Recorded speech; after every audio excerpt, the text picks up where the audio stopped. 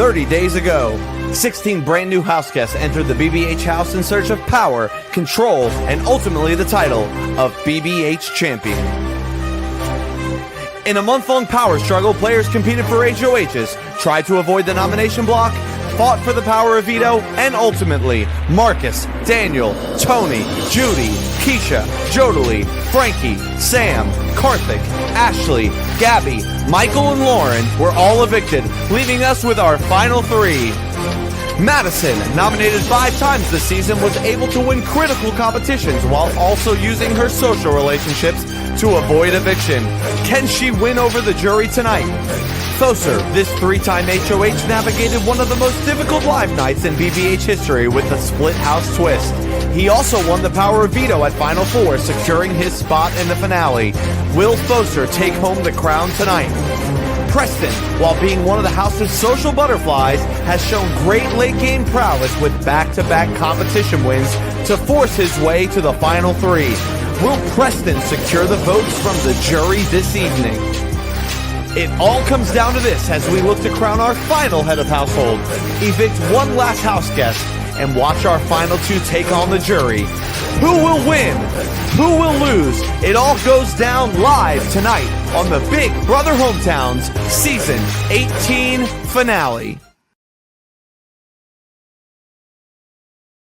Hello, everyone, and welcome to the Big Brother Hometowns Season 18 live finale. Sound off in the comments. You guys have already been doing that. We are so excited that you are here. We have 40 viewers strong. Let's keep climbing that number up because my goal is always 50. Very excited that we are here tonight. We have a great night ahead of us where we will crown a winner. We have plenty to do, plenty to accomplish. So I don't have a ton of housekeeping to attend to. So I will just quickly go to the prod members that I have here on stream with me. The rest are with our jury on a Zoom call. And so let me say hey to Max and Lee and Carl. Hello, everyone. How are we feeling tonight? So hype. I'm ready to crown a winner. Great season, great cast, and BBH finale night is like Christmas, so it's a good day. Carl, you chronicled this season day by day as you usually do. What are you feeling tonight going into this? I mean, I've told the final 3 this, that I will be very happy with whoever wins. And I don't say that about every final 3. I have followed you all for 30 days now, and you've all impressed me in different ways. And I cannot wait to see who takes it home. I'm sad to see it end, but I'm very happy. And Lee, your first season on production. What you feeling and what you thinking? So I will say I was a little nervous because the last time I was on the StreamYard for this, it was my own finale. So it's like you get like the nerves and the shakes and the sweats, and so I get what they're feeling coming into this. Very proud of them and cannot wait to see the fight that they give us over the next bit of time. All right, well, let's not belabor it anymore. Tonight, what you will see is first, you'll see part 3 of the final head of household competition between Focer and Preston. The winner of that will cast the final vote to evict. Then our final 2 will give their opening statements, and then we'll bring the jurors in one at a time to question our final 2 before they make their closing statements. Then we'll collect the votes. Then I'll read the votes, and then we will party and celebrate our winner. So let's not wait any longer. Let's bring Preston and Focer here to compete in part 3, the final HOH. How are you guys? You guys feeling nervous? Focer, how are you? Well, I was going to expose you, but then I decided not to. It's okay. As Colonel Mustard, I believe, said in Clue, I'll expose myself. I have nervous pooped twice already, and during the countdown, nervous peed. There you go. Preston, any nervous bodily function for you? Twice during the countdown, I peed twice.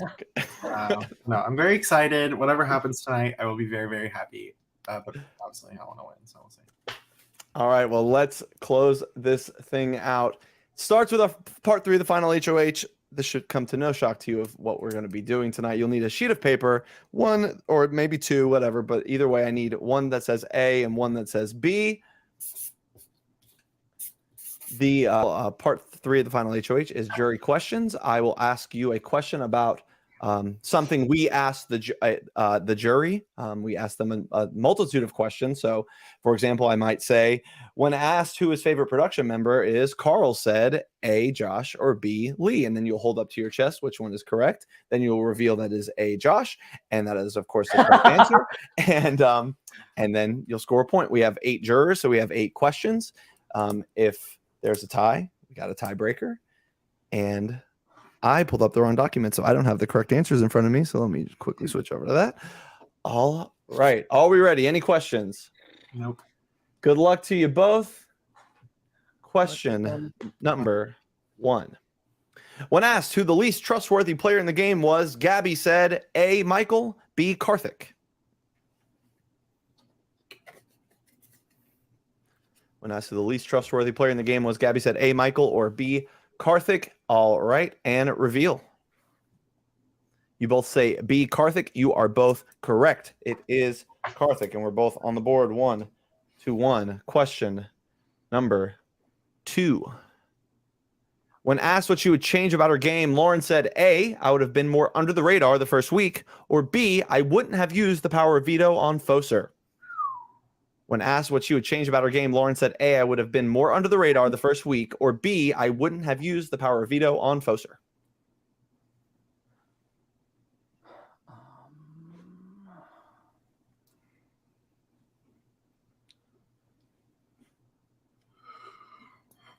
All right, reveal.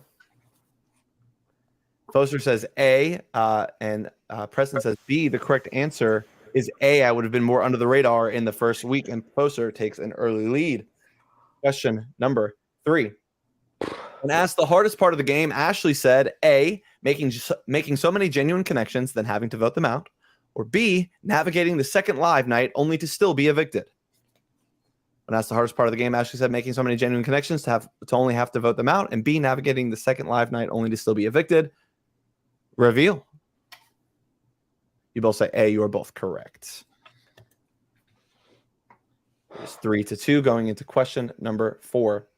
When asked who his mortal enemy in the game was, Michael said A, Focer, B, Ashley. Shocked it wasn't me. And reveal. Yeah, it's Focer. Thanks, bestie. And the score is 4-3. Question number 5. When asked what the biggest move of the game was, Sam said A, when I volunteered to go on the block to send Frankie home, or B, Madison taking Michael off the block instead of me. When asked the biggest move of the game, Sam said A, when I volunteered to go on the block to send Frankie home, or B, Madison taking Michael off the block instead of me. All right, reveal. You both say B, Madison taking Michael off the block instead of me. That is correct. Score is 5-4 going to question 6 of 8. When asked who the most trustworthy player in the game was, Karthik said A, Sam, B, Lauren. When asked who the most trustworthy player in the game was, Karthik said A, Sam, B, Lauren.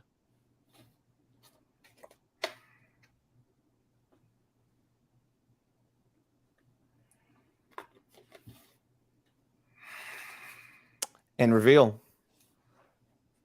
You both say B, Lauren. That is correct. Oh my God. 2 questions to go. Focer is up by 1. Here is question number 7. When asked their biggest regret in the game, Jodie said A, scheduling the wrong night off for live night, or B, throwing the battle back competition to Michael. When asked their biggest regret in the game, Jodie said A, scheduling the wrong night off for live night, or B, throwing the battle back competition to Michael. And reveal. You both say A, and you're both correct. Final question left. Focer, if you get this right, you will win the final head of household. When asked the best part of playing BBH, Frankie said A, strategizing with my allies, or B, the community. When asked the best part of playing BBH, Frankie said A, strategizing with my allies, B, the community.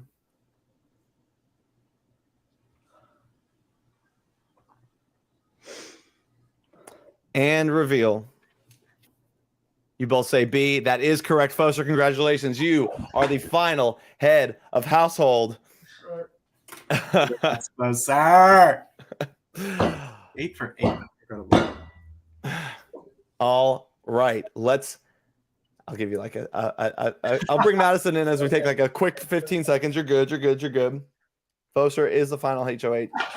HOH. He will make the final vote to evict here in a moment. So what I will do is I will let Madison give her final pitch to Focer. Then I'll let Preston give his final pitch to Focer. Then Focer will make the decision. All right, Madison. Hello. First of all, hi. Glad you're here. And you can unmute and state your case to Focer. Hello, happy to be here. Congratulations, Focer. With this, I think I'm the person to sit next to because I do think you've played most of the game with Preston, and it would be easier to differentiate your game from me than it would be with Preston. And that's my big reason. I think both Preston and I have played good games, and you obviously have too. But I think as far as pitching to the jury, the move would be to bring me because you've been together the whole time, and it would be a different story up against me. But good luck. Love you, Preston. Preston. Congratulations, Focer. I'm so proud of you.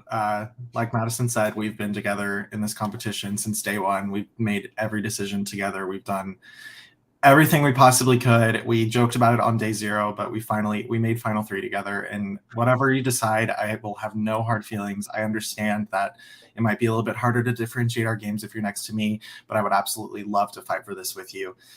So no hard feelings either way. If it's Madison, and I will not hold any hard feelings against you at all. You won this fair and square, and I'm so proud of you. So make the decision that's best for you. All right, Focer, the floor is yours.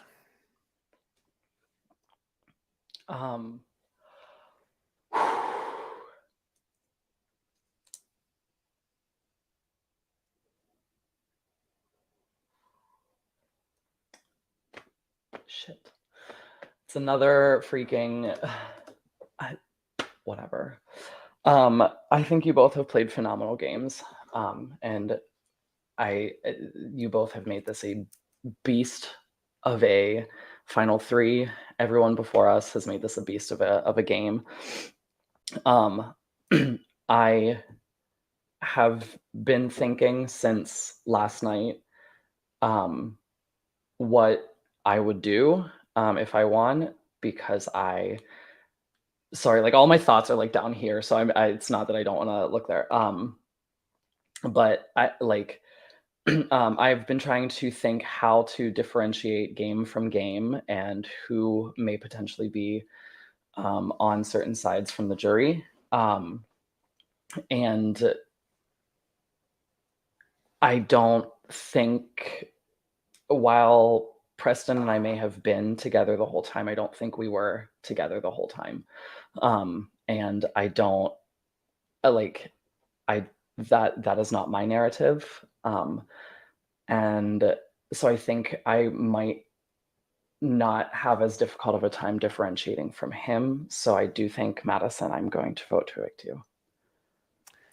And that does it. Madison, what a great season played. Congratulations on 3rd place. It is tough to get here, and a journey and a half for you, and I'm excited to especially Mitchell has been doing exit interviews for you to decompress the whole thing and talk about everything in that. But in the meantime, I'll give you one final, well, it's not really goodbye because we're going to see you in a little bit for your jury question. But if you have anything left to say before we send you to the jury, go for it.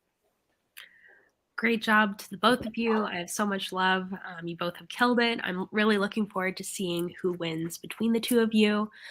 Totally understand your decision, Focer. Totally get it. So no hard feelings there.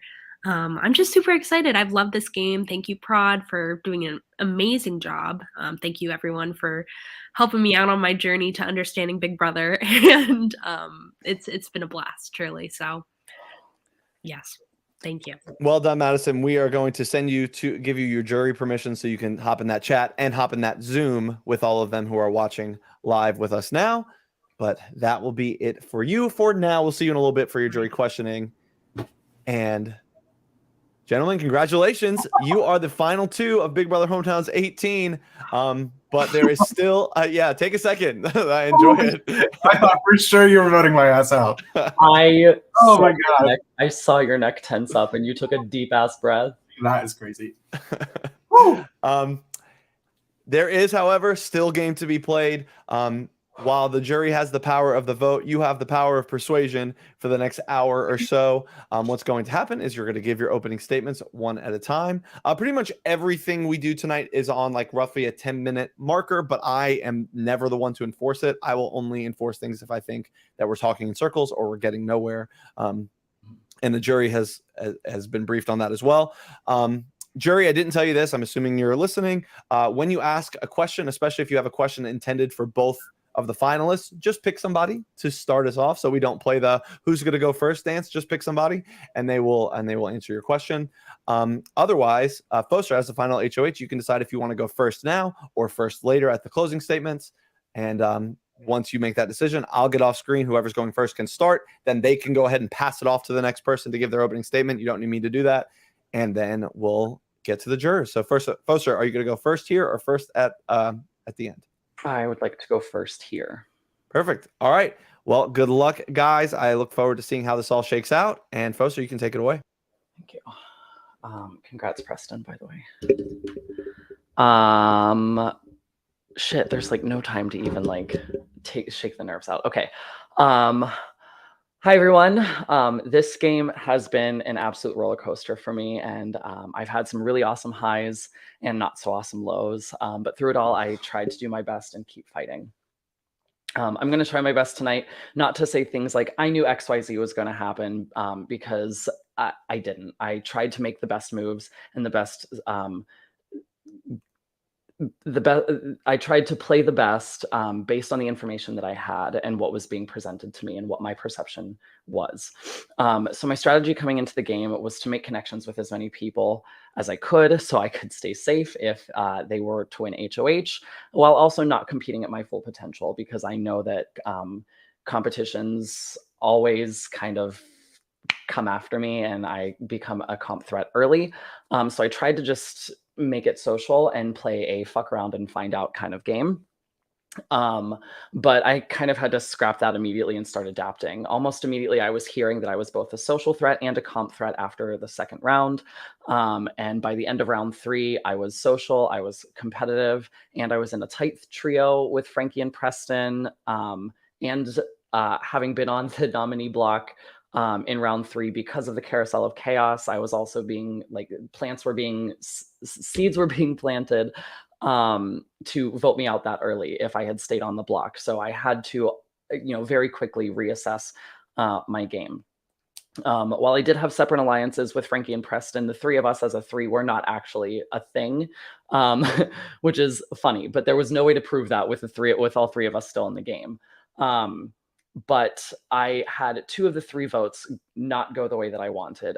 Daniel staying over Marcus and Lauren staying over Tony. This was where the sides narrative happened, started forming, and I knew that I needed to pay more attention to the timing of conversations, what was being said in them, and how people's actions were speaking. The next 2 rounds, I think luck played a little bit in my hand, but for me, not unfortunately for my allies, Sam won HOH, and the way that the round was going, I felt like because of our alliance with my alliance with Sam and Preston and Gabby, I felt like she would have kept me safe. But the way that everything was happening, I felt like there was potential for me to be a backdoor, which was later confirmed that I was a big option for that to happen. And so I think not wanting to make such a big move that early played into luck in my hand a little bit. And then as Judy was going out, I lost power for almost 4 days. And this made my game a little bit more difficult because I had to play catch up once I finally got power. I couldn't talk to anyone. I voted via text message, and I competed in the next HOH by literally recording a QuickTime video and then having Carl send it because I didn't have any other way to do it. Lauren nominated 2 of my allies in Keisha and Frankie, but Ashley won the carousel that round and nominated Michael, and that's what I believed also helped me stay this round. Michael's allies would be playing the veto to keep him off. Frankie and Keisha would play for themselves, and Karthik at the time said that he didn't want to use it. So thinking that he wasn't going to use it, I wanted to help keep myself safe. I told him all of the strategies for what I thought would have been the OTEV veto. I told him how to approach it, how BBH has approached it in the past, how to prepare for it, and he ended up winning. He was telling my side, which my side at the time, according to me, was me and Gabby, Preston, Frankie, Ashley. And he was telling our side that he really wanted Michael out, but he wanted the other, like he was telling everybody else that he wanted Michael to stay. So when he didn't want to play the middle, he exactly played the middle. And this immediately told me that Karthik was not actually on my side. He wasn't thinking what was best for the two of us. He was thinking the best for him. After Keisha goes out, live night happens, and this is where the game kind of takes off a little bit. We get split into the two houses, and Michael and I had a deal going in that we were going to work together with Sam and Frankie as the comp beasts, but with the split houses, that kind of didn't happen. So I nominated Sam and Michael on paper so that it looked like I was still against them. Ultimately, we know how the game, how that round went out. I evicted Michael, and with my luck in the game so far, he comes right back into the game, and I'm like, well, shit.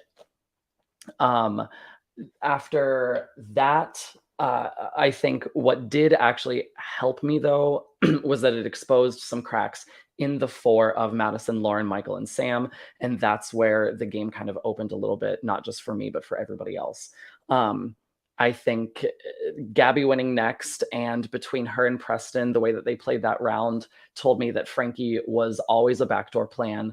And it was later confirmed by Sam and Michael that Frankie was always a backdoor plan. Sam going up as a nominee was planned from the beginning, and the whole thing was planned, which immediately told me Gabby and Preston were not actually with me as much as I thought they were. They were just they were more in the middle than I thought they were. The next round, I won HOH, and I wanted one of the four to go out no matter who it was. But when Madison wins veto, I figure she's just going to use it on Sam again and just do a repeat of live night. And when she comes to me saying that she wants to take down Michael, she wants Sam to go, I test the waters a little bit because of how she played live night the first time. So I tested the waters, and I basically said, Sam stays over everybody. I basically, through conversation, I tried to gauge where her thought actually was with actually wanting Sam out. And I told her that if she and Michael vote to evict Sam, then I'm sure one of the other four, Karthik, Gabby, Preston, or Ashley, would vote to evict Sam as well, and I would break the tie against Sam and take her out. I already knew that Ashley was going to vote to evict Sam because I had already talked to her about that. So I did know that Ashley was going to evict Sam. So at the very least, it would tie if Madison and Michael kept their promise. But that same round, I was in meetings the whole time, so I couldn't actually talk to anybody when the eviction was actually happening. But hearing that Gabby and Preston and Karthik all said that they would have evicted Sam if they just knew, but still didn't, just further confirmed that they were not with me as much as we thought. The next round, Ashley wins HOH, and we go for Karthik because we know that we can't do anything with Gabby and Preston yet. We need to keep face with them, but we need to get Karthik out because he is solidly in the middle. And so we set our sights there. We took out Karthik next. We come to the final 7. I have the legacy advantage, which I did consider playing on Ashley, but both of us figured that we both had faith in her game. And so I ultimately took myself out being the bigger threat in the game. From the final 6, once Ashley went out, I basically said, I am loyal to no one. I will do whatever I can to get to the end. I go to Lauren, and I strike a deal, not necessarily a deal, but I talk to her and say that I want to go far with her. I want to work with her further in the game. And I think this is what ultimately saves me in this same round when Madison puts me up against Gabby, even though she wants Gabby to go out, with Preston talking with her and saying that I was going to evict Preston, even though I was telling Lauren I would evict Gabby, with Michael going to Lauren and saying, don't use the veto because he would be tempted to vote me out, which I already knew Preston would vote me out as well. I think between those two, telling Lauren that I would evict Preston and or Michael wanted me to be an option, And me going to Lauren and saying, I want to work with you, and I've been honest with you, even when it's made me look bad by voting you out and why I put you on the block. I think all of those things play into luck a little bit, and that's why she took me off the block at 6. I win at 5, I take Michael out, and I win at 4. I tried to understand between Lauren and Madison, which two would be better to take out at 4, because in my mind, both of them were front runners to win the game. But I ultimately landed on Lauren because I thought that even if she was in 3 and that might have guaranteed Preston to take me over her because she was such a jury threat, I didn't want to give her the opportunity to maybe win the final 3, and that's ultimately why I took Lauren out. So I think I have showed that I have grown through this entire game, and I have paid attention to what people have done and what people have said, and I look forward to all of your questions. Thanks. The deep breath. First off, thank you, Focer, so much for bringing me. Like I said, did not see that coming, even though that's all we've been telling each other all weekend. Anyway, hello to my dear jurors. I am very excited to talk about my game because I feel like a lot of people probably have some misconceptions about the game that I played, that I was a little too under the radar, but I disagree. So I am just going to go start to finish, just like Foster did, highlight what I did and why I deserve to win this game. So I came into this game wanting to right my past org wrongs when it came to how I've played past orgs, focusing on my social game specifically. I've come into past games really guns a-blazing, forming as many alliances as I could, winning as many competitions as I could get my hands on, but I knew that I would have to adapt to a quieter, more focused game for the format of Big Brother. When I saw the cast, I immediately focused in on the people that I knew of coming into the season. Those 3 were Gabby, Focer, and Sam, and we were able to form our first alliance of the season really early on, and I found immediate comfort in that alliance because I knew that I was surrounded by extremely strong players that people would take out before they would take me out. I was also able to use the Plague competition as an opportunity to begin to build bonds with people that I didn't know coming in, specifically Lauren and Michael.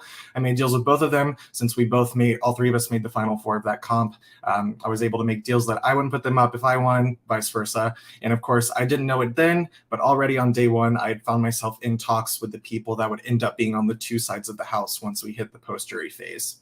I obviously didn't win any competitions during the pre-jury phase, but I was able to use my time wisely by building relationships with the current HOHs, forming relationships and alliances with both Frankie and Jodely during their respective rounds, and then continuing to build the relationships with Lauren and Sam during theirs in rounds 4 and 5.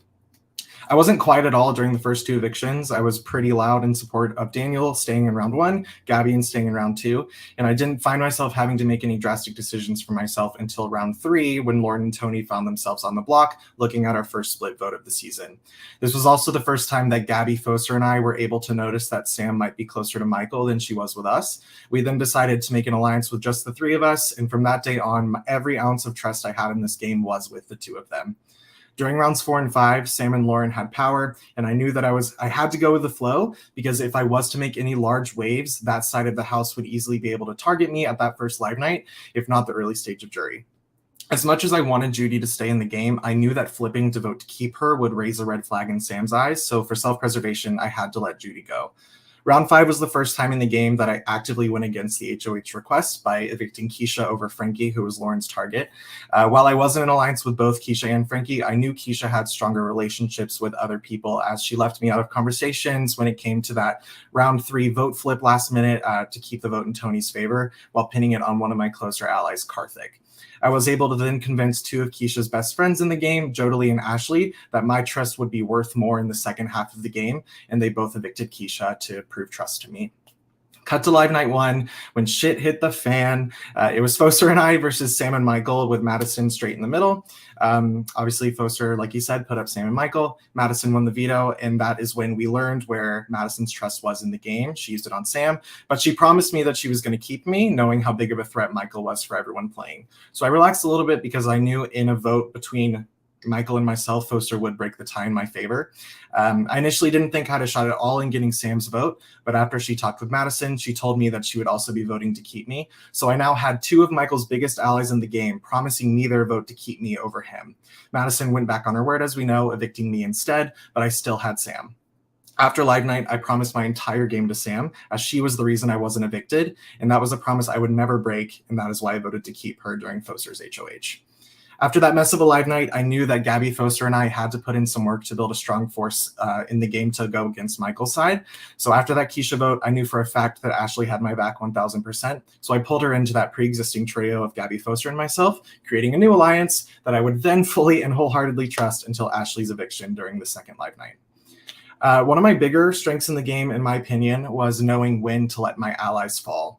My biggest target since like round 4, as we all know, was Michael, and I went into both Gabby's round 7 HOH and Ashley's round 8 HOH thinking that Michael was going to be the target. I was actually left out of conversations about Frankie being a backdoor, but I was able to talk, or he was able to talk himself off the block both times, no matter how hard I tried to keep them. Gabby evicted Frankie and Ashley evicted Karthik, and while I had trust with both Frankie and Karthik up to these points, I knew that Frankie's relationship with Ashley and Focer was stronger than it was with me, and I had heard from multiple people at that point that Karthik would have targeted me at that second live night, so I was happy to let Gabby and Ashley take the fall for both of those moves, and they would both get rid of power players that stood in my way later on, that would have stood in my way later on in the game, allowing me to keep my sights on Michael.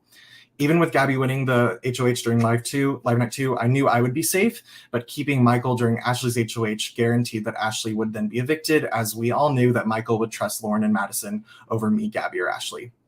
Then Michael publicly called me out, said he didn't trust me, and from then on, we were both able to drop the facade that we actually trusted each other, and we were both able to claim that our target was the other person. From the final 6 on, my game was in full self-preservation mode. I knew I would need to infiltrate Michael's team if I wanted to have a chance at surviving, so I went back to my relationship with Lauren that I started to build in the first stages of the game, being openly honest with her about my opinions on Michael and the game as a whole. Lauren and I knew we both needed the other to get to the end, so I made my first final 2 deal with her, going into the final 6, a deal that I fully planned on keeping if I was to win that final 4 veto. With Madison winning the final 6 HOH, I knew me or one of my allies would be a target, but luckily I'd still cushioned myself between 2 loud threats in the game, Gabby and Focer, with Gabby being Madison's initial target. Lauren used the veto on Focer, and I went up as the replacement nom, but with Lauren and Focer voting, I knew that I was safe, so that is now 2 times that I was nominated where I went into the eviction knowing that I was not in danger. After Gabby's eviction, Focer and I pulled in Lauren to have a majority over the other side. With Focer winning HOH, I knew Lauren and I would be guaranteed Final 4, but obviously I know to expect the unexpected in this game, which is why I tried my absolute best to win that Final 5 veto, and I finally ended my fucking curse comp and guaranteed my spot in the Final 4, and also got to take out my biggest threat in the entire game, being Michael. My comp streak wouldn't end there, as I was able to win the Final 4 HOH, becoming the first house guest this season to win 2 competitions back-to-back, even though I was the last one to win one. I may not have been the loudest player all season, but I knew that I was consistently working behind the scenes to have as many things go my way as possible. I may have voted in the minority a few times, but I always knew what the vote would result in, and only voted in the minority to show trust to those who had shown it to me all season long, those 2 being Sam and Ashley. I'm the only person that can say that the only competition I needed to win was the Final 4 HOH. No other HOH had targeted me at all, but I knew that I had to guarantee my spot in the Final 3, as Lauren, Focer, and Sam all promised Final 2 deals with me. I know that's a lot. I'm really proud of the game that I played. I know it wasn't loud. I know it wasn't flashy, but I was still working under the radar to make sure that things were going my way. I hope you guys can see that, and I'm really looking forward to all of your questions.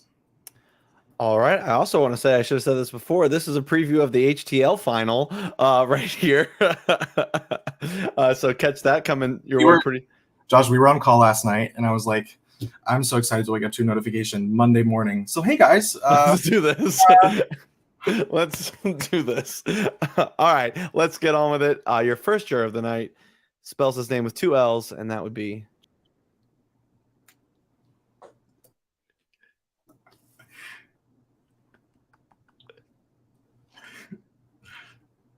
The suspense is killing me. Juror with 2 L's. Juror. Jurley, are you there? And we can't hear you now.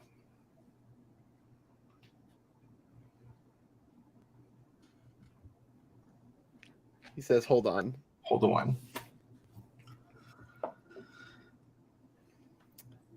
Okay, let's see. Oh, well. Someone just popped in, but it was Frankie. But we'll see if Jurley pops back in first. And if not, we'll he's been waiting patiently backstage through all of that. So I got all this time. No rush. yeah.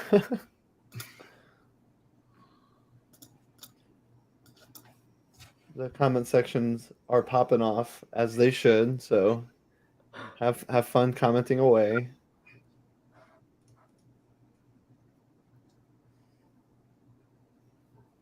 Oh, I was like, what is this? Kelly, just a bunch of exclamation points, of course, for exclamation point. She's just really excited. Yeah, I was like, I know she's friends with Preston, but like, she loved your speech. Say it. Oh, she stole my lock screen. Shout out Kelly Farmer. Cute.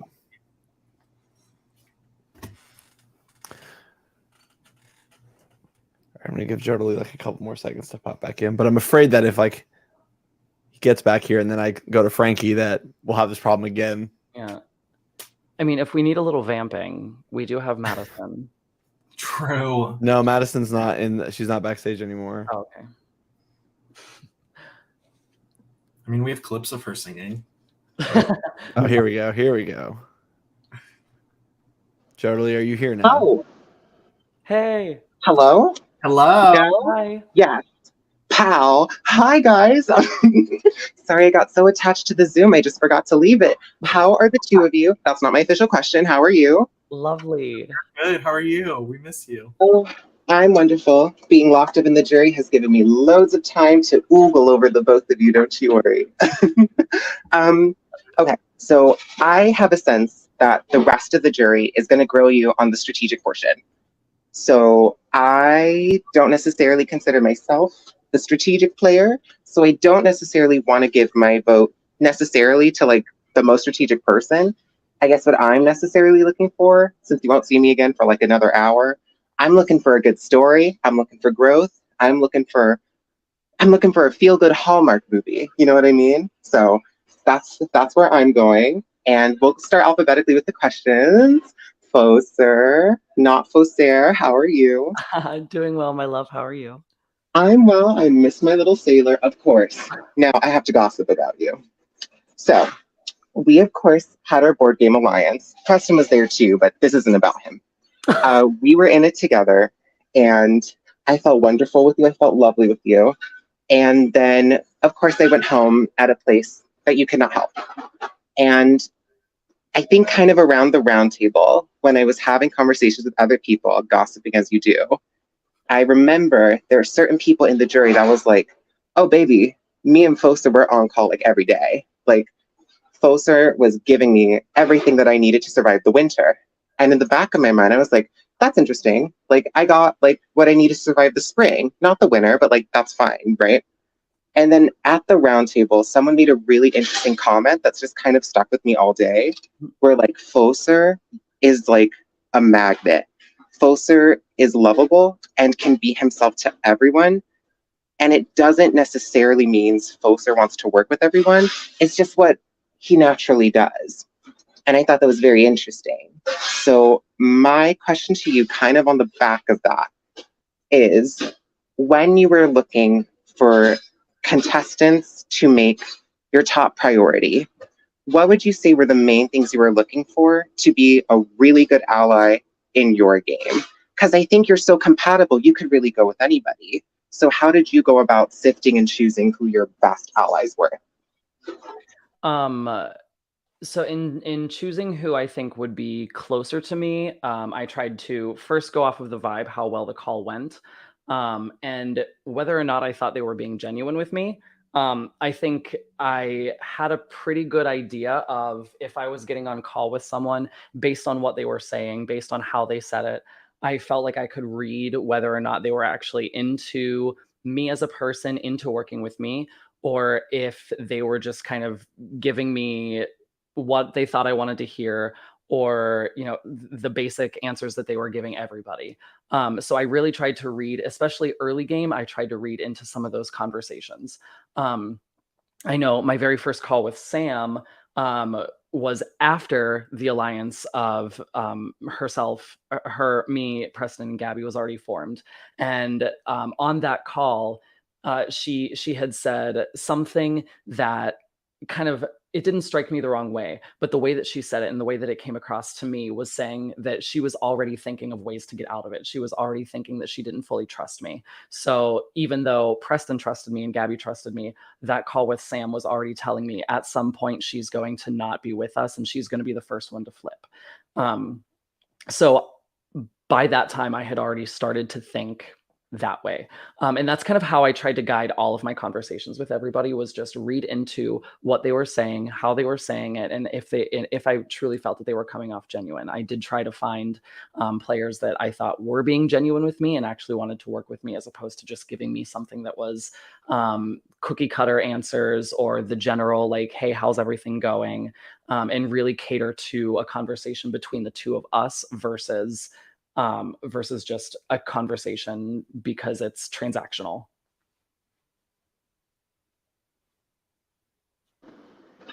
And you know what? That is delicious, and I'm so glad I got to hear from you. It was so great meeting you after watching you in Subversion. I was kind of fangirling the whole time, and to be able to spend the summer with you was so much fun. So thank you for everything, and best of luck tonight. Preston.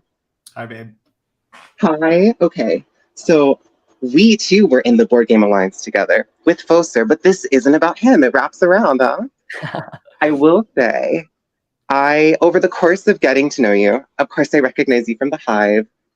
I feel like I would whenever we would have a conversation, I feel like we would be such good friends out of this, because I feel like you allow me to ramble and go on and on about nothing. I know so much about you, and I feel like you know a good portion about me, and then I would be like, oh wait, we didn't talk game, my bad.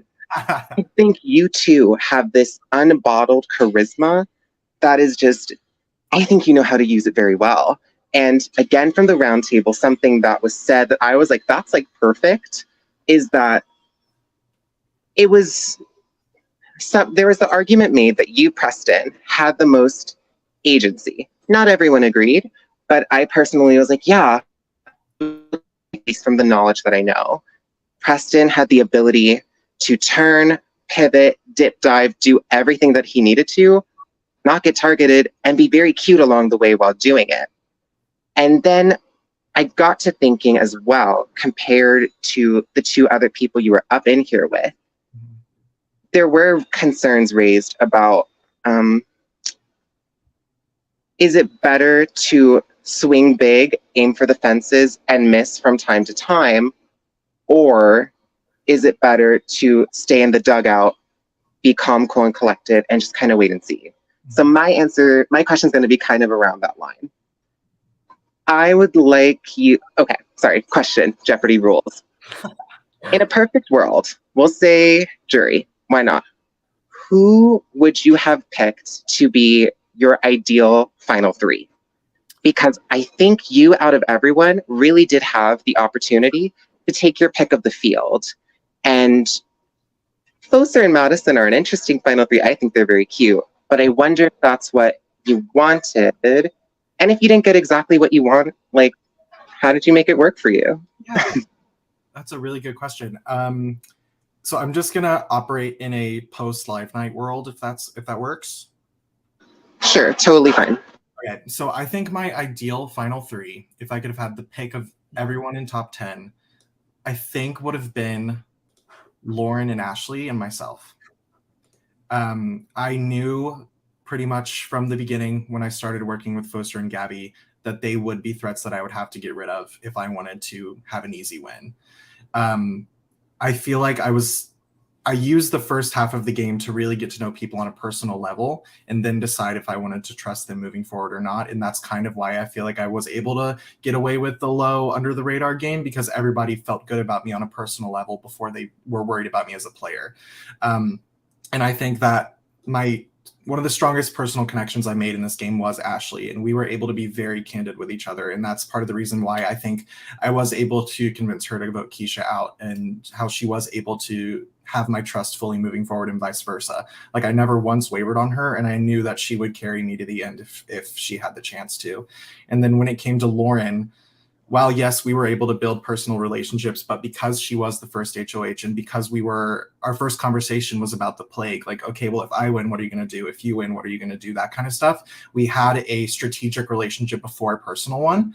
And like I said in my intro, she was the first person I promised to deal at the end with. And I think we would have been a really interesting final two. And I would have really been interested to see what would have happened if she was up against me. So I think Lauren and Ashley is my answer.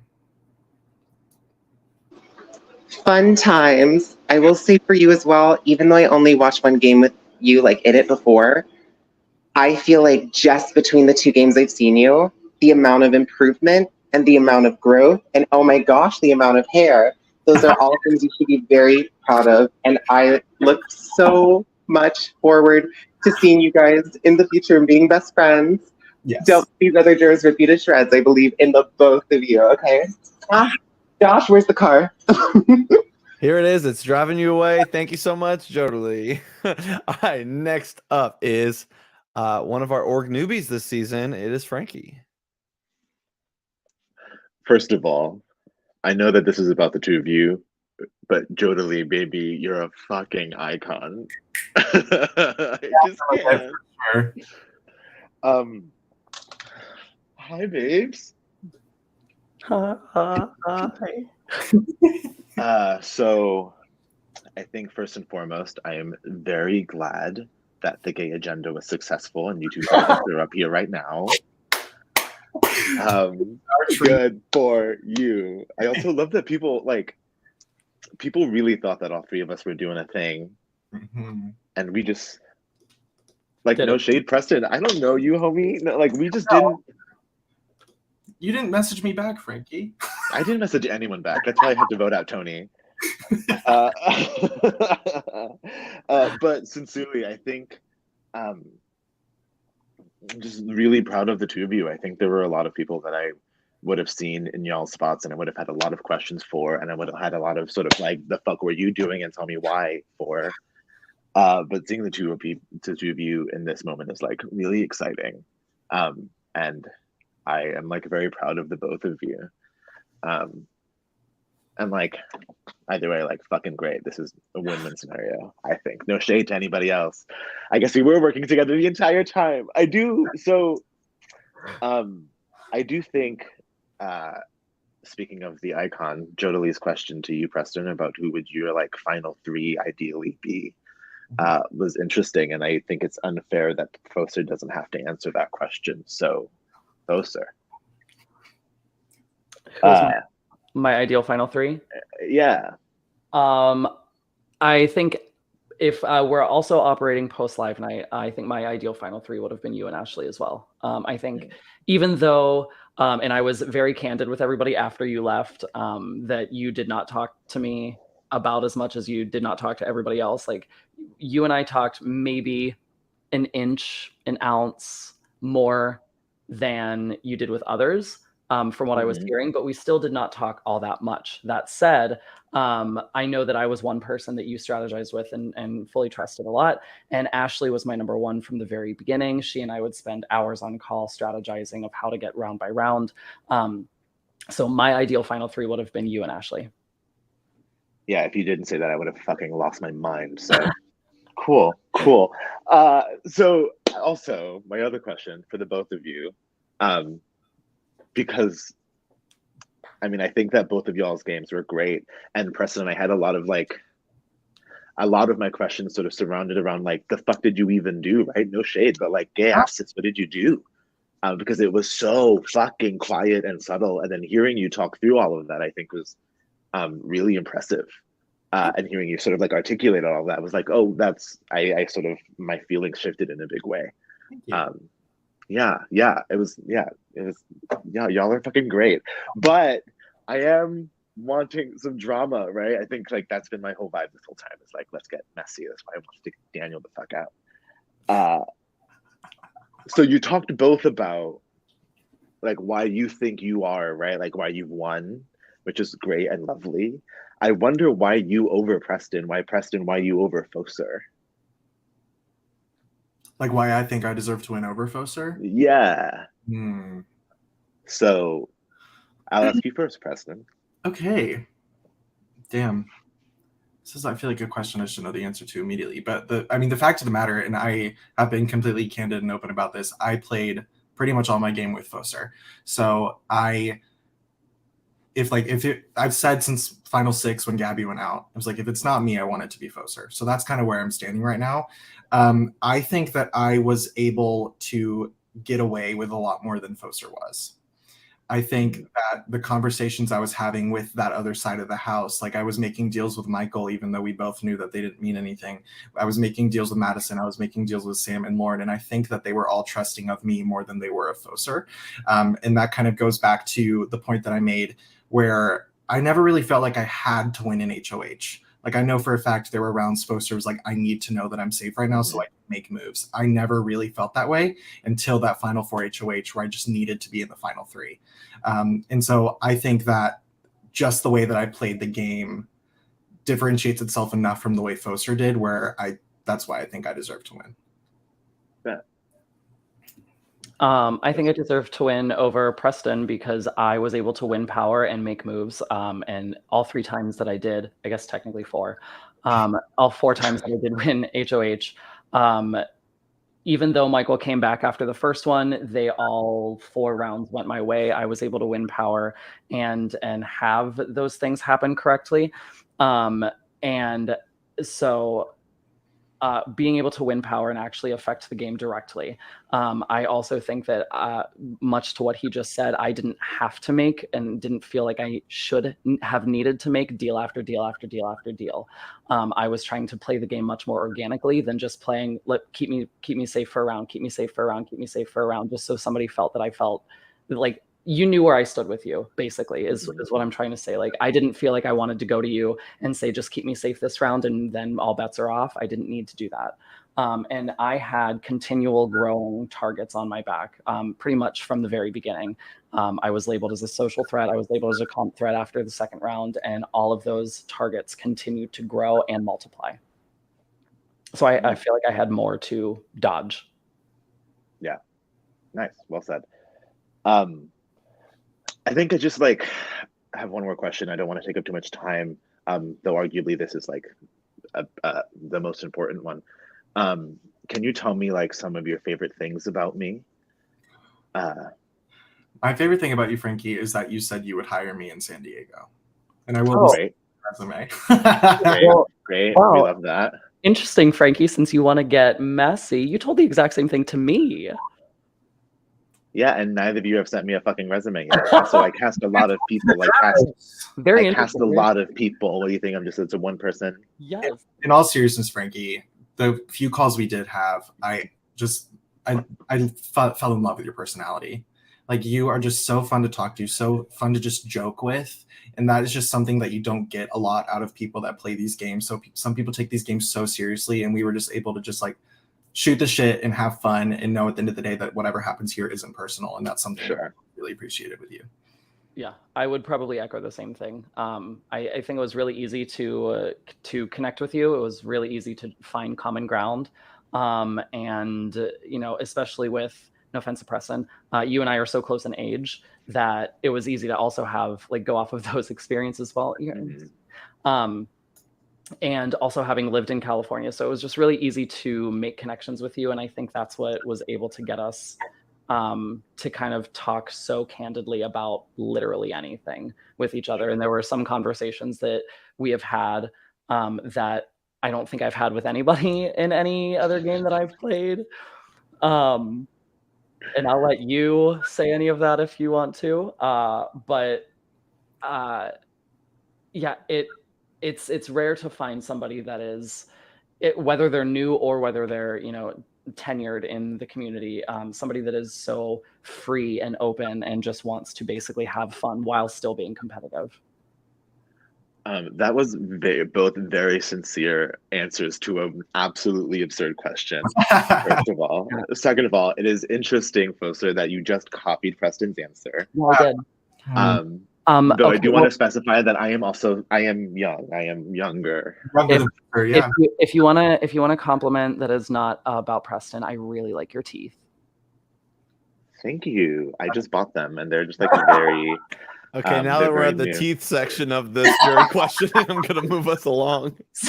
I'm very proud of the two of you. Well done. And yeah, see you later. Thank you very much, Frankie. Next up is my very best friend in the whole wide world. It's Sam. Hello, my cutie babes. Oh my god, my whole heart she sings. Congratulations. Even though apparently we never liked each other the whole game, I'm so happy to see you both here. According to both of your previous answers. Okay. Honestly, I don't have a ton to ask, just a couple like nitpicky things. I'm not too pressed about it. I think other people have maybe more specific questions about your game. I've been gone for a while now, so I'm just trying to get all the information. So my first question I will give to Preston. Actually, I have 3 questions for you, but I'll go back and forth because that's a lot. So my first question is, I think it's safe to say in some capacity that you survived the first live night as a fluke. I do think that had it been like, I'm trying to think of anyone else in the game I just absolutely would not have changed my vote for. Had it been someone that I absolutely never would have changed my vote for, that would have been one thing, someone I didn't have a previous relationship with. So I do think the fact that we had like a solid relationship going into live night contributed to the fact that I wanted to keep that relationship and thus voted for you when I knew it was going to be a tie. But that being said, I feel like that was like after we realized, and I was like sobbing on call with you, and we realized like, holy shit, that just happened. I feel like personally, I saw like a little bit of a firelight inside your game of like, this is like a renewed life sort of thing. So I'm just curious to know, did anything actually change, or was that like my inherent bias coming in? Like what kind of changed after live night for you? I think live night was obviously the first time in the game where I was like, oh shit, I could go home in 5 minutes. Like it was the first time where Ginny was like, I'm like, because I mean, when Focer won HOH, we got on a call and I was like, nominate Madison and Michael, or Sam and Michael. If Madison wins veto, I'm fucked. So let's just hope Madison doesn't win. And then of course that happened. And then I go up and I thought I was for sure gone. So the fact that, right. And then the lovely little Madison fairy worked her magic. And I agree that a fire was lit under my ass. And I think that if I was to have won in HOH in those first few rounds after live night, something really big could have happened. But as we all know, it took me a few days to really get into that comp thing. And so I had to just adapt and have put my trust into my allies that just happened to win HOH those next few rounds after live night. So I would have loved to have done something, but I just didn't have the HOHs or the POVs to make something happen. Absolutely, that happens. Okay, I'll ask you my second question because my third question is for both of you. My second question is, after first live night, you basically pledged your undying loyalty to me, which was lovely to hear, someone who was inevitably going to go on the block pretty soon. And I genuinely believed you. And then obviously when I got voted out, like, I was like, wow, Preston really, like, I knew I had him on my side. I appreciate that.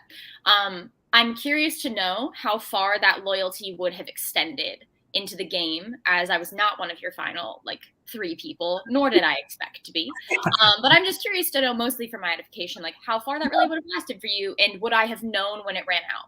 Absolutely. I think in full transparency, I would have had a little bit of give and take. Like if you had gotten power and proved to me that I wasn't a target for you, I absolutely would have given the same respect to you, vice versa. But just considering the player that you were in this game, I probably would have aimed for like 5 or 6.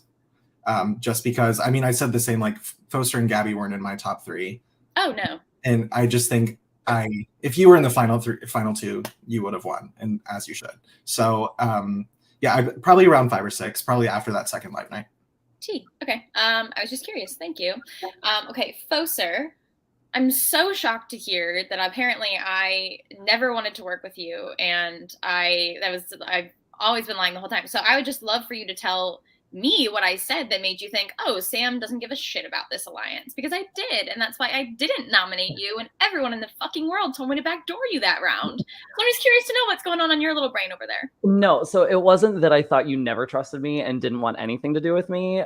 It was the way that you had approached saying, like, oh, I guess this will work. I guess this is a thing. And in those moments, the vibe that you were giving off was basically just saying, like, that you weren't sure about the alliance because you didn't know me. And because you trusted Gabby, you trusted Preston, but you didn't know me. You were like, oh, I guess this 4 works. Like, that's cute. And, you know, blah, blah, blah.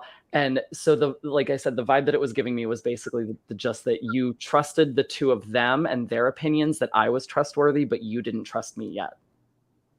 Okay. I think that's an interesting take as to why I then wouldn't be a good ally. I feel like that's how I made a lot of relationships in this game, just due to the life that I was having otherwise. Like Madison, my closest ally, was only my ally because Lauren was like, hey, Sam's cool. And Madison's like, hey, you're cool. And then we became very close allies the whole game.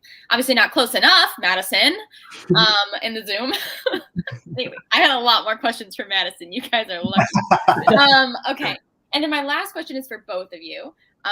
And I think that I have a specific instance in mind for both of you for the answers to this question, but I do not believe that by any means there is a right answer or wrong answer to this question. So answer as you will, but no, I'm going to be judging you the whole time. My question is that we are all human beings. We have all played this game, right? And obviously you guys played very good games to be able to be sitting here.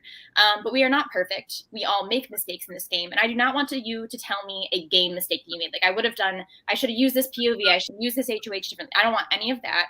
I want to know, what is a mistake that you made in this game that had no effect on like your impact of making it here, but was just a stupid thing that you did that you would like to own up to in this moment? Like, I said this thing, I unlied this unnecessary time, and what is that thing for both of you? Because again, as I said, I think that when it comes down to a game like this, where both the people here have played very good games, and both of you very much deserve to win this game, and Madison very much deserved to win this game, and Lauren, right? Ultimately, I think a lot of it does come down for some people to character, to who would be a better representation of this season, and I think that should be taken into account. So, what is your silly little mistake that you were like, "Wow, that was just pointless and stupid, and I shouldn't have done it"? I can go. Preston, go ahead. Yeah, it seemed like you know your answer. Yeah. So my first one, that is my joke answer, is not realizing that you can pluralize encyclopedia to win the spelling veto, which Michael won and Ashley left. So that is my first one. My real one is making a final 2 with Michael after Live Night 1. I mean, you saw me after that. I was a different human being that night. The fire was I was a tomato up here, and I got on a call with Michael, and I promised him a final 2 deal, and he did the same. And it was that deal, like the next morning I woke up and I was like, we're not going to take that very seriously. And then later on he was like, so tell me, why did you make that deal? And I was like, genuinely, I couldn't tell you. And that's like really the only time this game that I made a deal that I knew I was not going to follow up on. And so that's my answer. Thank you. Yeah. Something that a mistake that I made that did not necessarily affect the game was sitting on call with Ashley for hours in round 3, kind of saying, who do we evict? Who do we evict? Who do we evict? And ultimately we both just said, fuck it, let's one vote for one vote for the other. And with everybody flipping and going every which way, we made the round 3 vote for the 2 of us much bigger than it really was. I think that's my answer. Amazing. I'm going to say what I thought they were for the 2 of you, and if you want to respond to it, feel free, but otherwise you don't have to. And this is, of course, in just my opinion of like what I know about your games. I'm sure you did plenty of other stupid things with other people too. But the thing that I'm thinking of, Preston, for you specifically, is how ridiculously and unnecessarily you consistently and vehemently lied to Keisha about evicting her. And you aren't the only person that did that. I think most of the people in the jury did that. And it was really fucking unnecessary because we all knew Keisha didn't have the power. And it just felt really, really, frankly, disrespectful.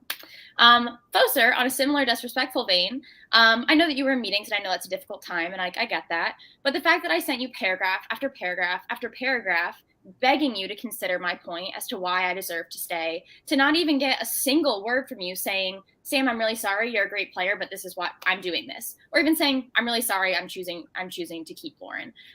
Truly 2 words would have done anything. And so the fact that I didn't get a single word letting me know after the night before you had very fervently considered my offer, at least on call with me, probably in the hopes that, or in the effect of maybe Madison changes her mind, as Madison tended to do in this game, only to send in your HOH tie-breaking vote within 30 seconds of Lee asking you to. that was pretty unnecessary, pretty silly mistake in my mind. So that's all I have to say. If you would like, I'll give you 30 seconds each to kind of wrap up from that point, if there's anything you want to say about it. But please don't feel like you have to. And also, I understand we're all silly little humans and we make mistakes. And I love you both endlessly. And I think you're both wonderful people. And I'm very excited to crown one of you as a winner. Thank you. I actually would love to go back for that. So in those meetings, it was a Friday and it was meetings for me, and I was leading most of those meetings. So I had to make sure that I was actively in those, paying attention to what was going on and making sure that I was responding to everybody. I actually had sent in my vote hours before, and I sent in my vote. I said, if it ties, this is what I want to happen. That's where I left it. And then eventually Carl had to peep in and say, can you confirm? And I confirmed really quickly. Once I started the meetings, though, I shut down Discord and did not respond to a single person. So Discord was not even an option to me because I knew that I had to focus on those meetings. So that is why I did not respond to you. Understandable in that moment. It's interesting, though, that hours before, when you had already cemented my fate because you knew the vote was going to tie, you still didn't say anything. Preston, go ahead. Yeah, quickly about that. I think you nailed it with saying like I wasn't the only one. So I got on a call with Keisha a few hours before the vote, and she thought that she had the votes, and I knew she didn't, but I didn't want to be the one to tell her because I wasn't the one like spearheading the vote. So I really didn't know how to navigate the situation. And then the vote just kept happening, and it was quick, and I panicked and didn't say anything, and that's what happened. Awesome. Thank you so much for owning your stories. I appreciate you. Best of luck to you both, and keep killing it. Thank you. Thank you so much, Sam. Oh, she didn't even let me say goodbye. As always, BBH is sponsored by Haribo Gold Bear Gummy Bears. I have the sour variety today. That was someone gave me as a gift, and I quite like them. So go to your local store, and if you mention BBH, I think 0.111 or 0.0001% of proceeds go straight to us. So here, dressed up for the occasion, is Karthik. Let's go. Lawrence. And he's muted. Pleasure to see all y'all. While BBH may be sponsored by Haribo, I'm sponsored by Walker Shortbread Cookies and the University of Texas. Welcome forward. Favorite snack for the win. Shortbread. Mitchell, go away. This is my show. Get out of here. Well, how do you think we're supporting these charities? Love Kevin Durant. Just want to say that. But no, seriously, like I love playing with both of y'all, and I want to get into some serious questions. So first, Preston, you spent a lot of the time of this game in the middle with Gabby. Like you were in 6 alliances with them, and you played a lot of the game with them. Mm-hmm. And because of the game that I played, I had a lot more visibility into Gabby's game, her strategic goals and strategic thoughts, how the various nominations and votes played into her goals in particular. Mm-hmm. Could you explain, like in like 1 or 2 points, like, you know, where decisions were made that favored you more than anyone else right in the middle? Because I feel like I don't want, like, you know, a player, for me, strategic control is really important. So I want to see where players differentiated themselves from their allies and advance their own personal agenda rather than just going along with their allies and doing what they wanted. Yeah, absolutely. I think that the biggest kind of differentiate between myself and Gabby was I was a little bit more vocal in who I wanted to align with. Gabby was very much more like, I would be like, hey, I want to align with blank. I want to align with blank. And she would be like, yeah, sounds good. Like bringing in Ashley right after that first live night and forming that quad with the 4 of us, I think without me being on call with Ashley, really trying to convince her why that trusting me was the best idea, she wouldn't have had any sort of relationship with Gabby moving forward. So I was able to like kind of bring the 2 people I trusted the most together and give them a strong bond, which inherently gave all 3 of us a strong bond together. And then I think towards the end, before Gabby left, like those rounds, I had a little bit of a stronger relationship with Madison, a little bit of a stronger relationship with Lauren. And because of that, they favored me to Gabby. And that's why I knew Gabby had to go at 6 and I couldn't fight to keep her any longer. Just to follow up, though, like when my focus was primarily on the nominations and evictions, was there a particular nomination or eviction that you saw, like, you know, being far more beneficial to your game than Gabby's game that you were able to have occur that Gabby may not have favored over like her own preferences? I think that's tough because I never made nominations until Final 5 or Final 4, and so I don't necessarily think so. One of my biggest strategies post live night was just kind of let the nominations happen as they would and then influence them once they were happening. And during Gabby's first HOH after live night, when she really wanted Frankie out, I tried my best to get it to be Michael, but she just wasn't pushing. And I knew not to push too hard or that would end up putting a bigger target on my back. So I don't necessarily think I had an influence on her decisions when it came to nominations or evictions or anything like that, if that answers your question. Sure, totally. And then Focer, my first question to you is, you had this like massively elevated threat level and target on your back starting from around episode 3, in my view. So like, what, if anything, did you do to combat it? And do you think those efforts to combat it were successful? And if not, why do you think they were unsuccessful? Some of the things that I tried to do, I mean, obviously with the Preston, Frankie, myself trio, I basically just tried to tell anybody that would listen that it wasn't actually a thing, because it wasn't actually a thing.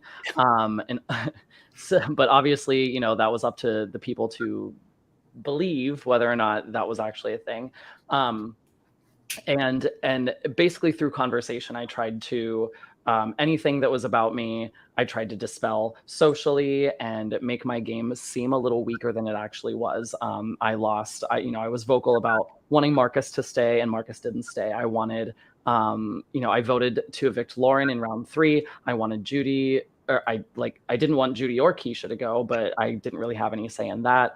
I didn't really have any say in, between Keisha or Frankie, though I did come to you and try and say, you know, if you wanted Michael to be a target, don't use the veto. He can go out pre-jury. We don't even have to worry about him. So I tried to use those things that went wrong to kind of tell people and sell people that I was not as, my game is not as strong. You know, I'm not as good socially because I didn't have the agency that people thought I had.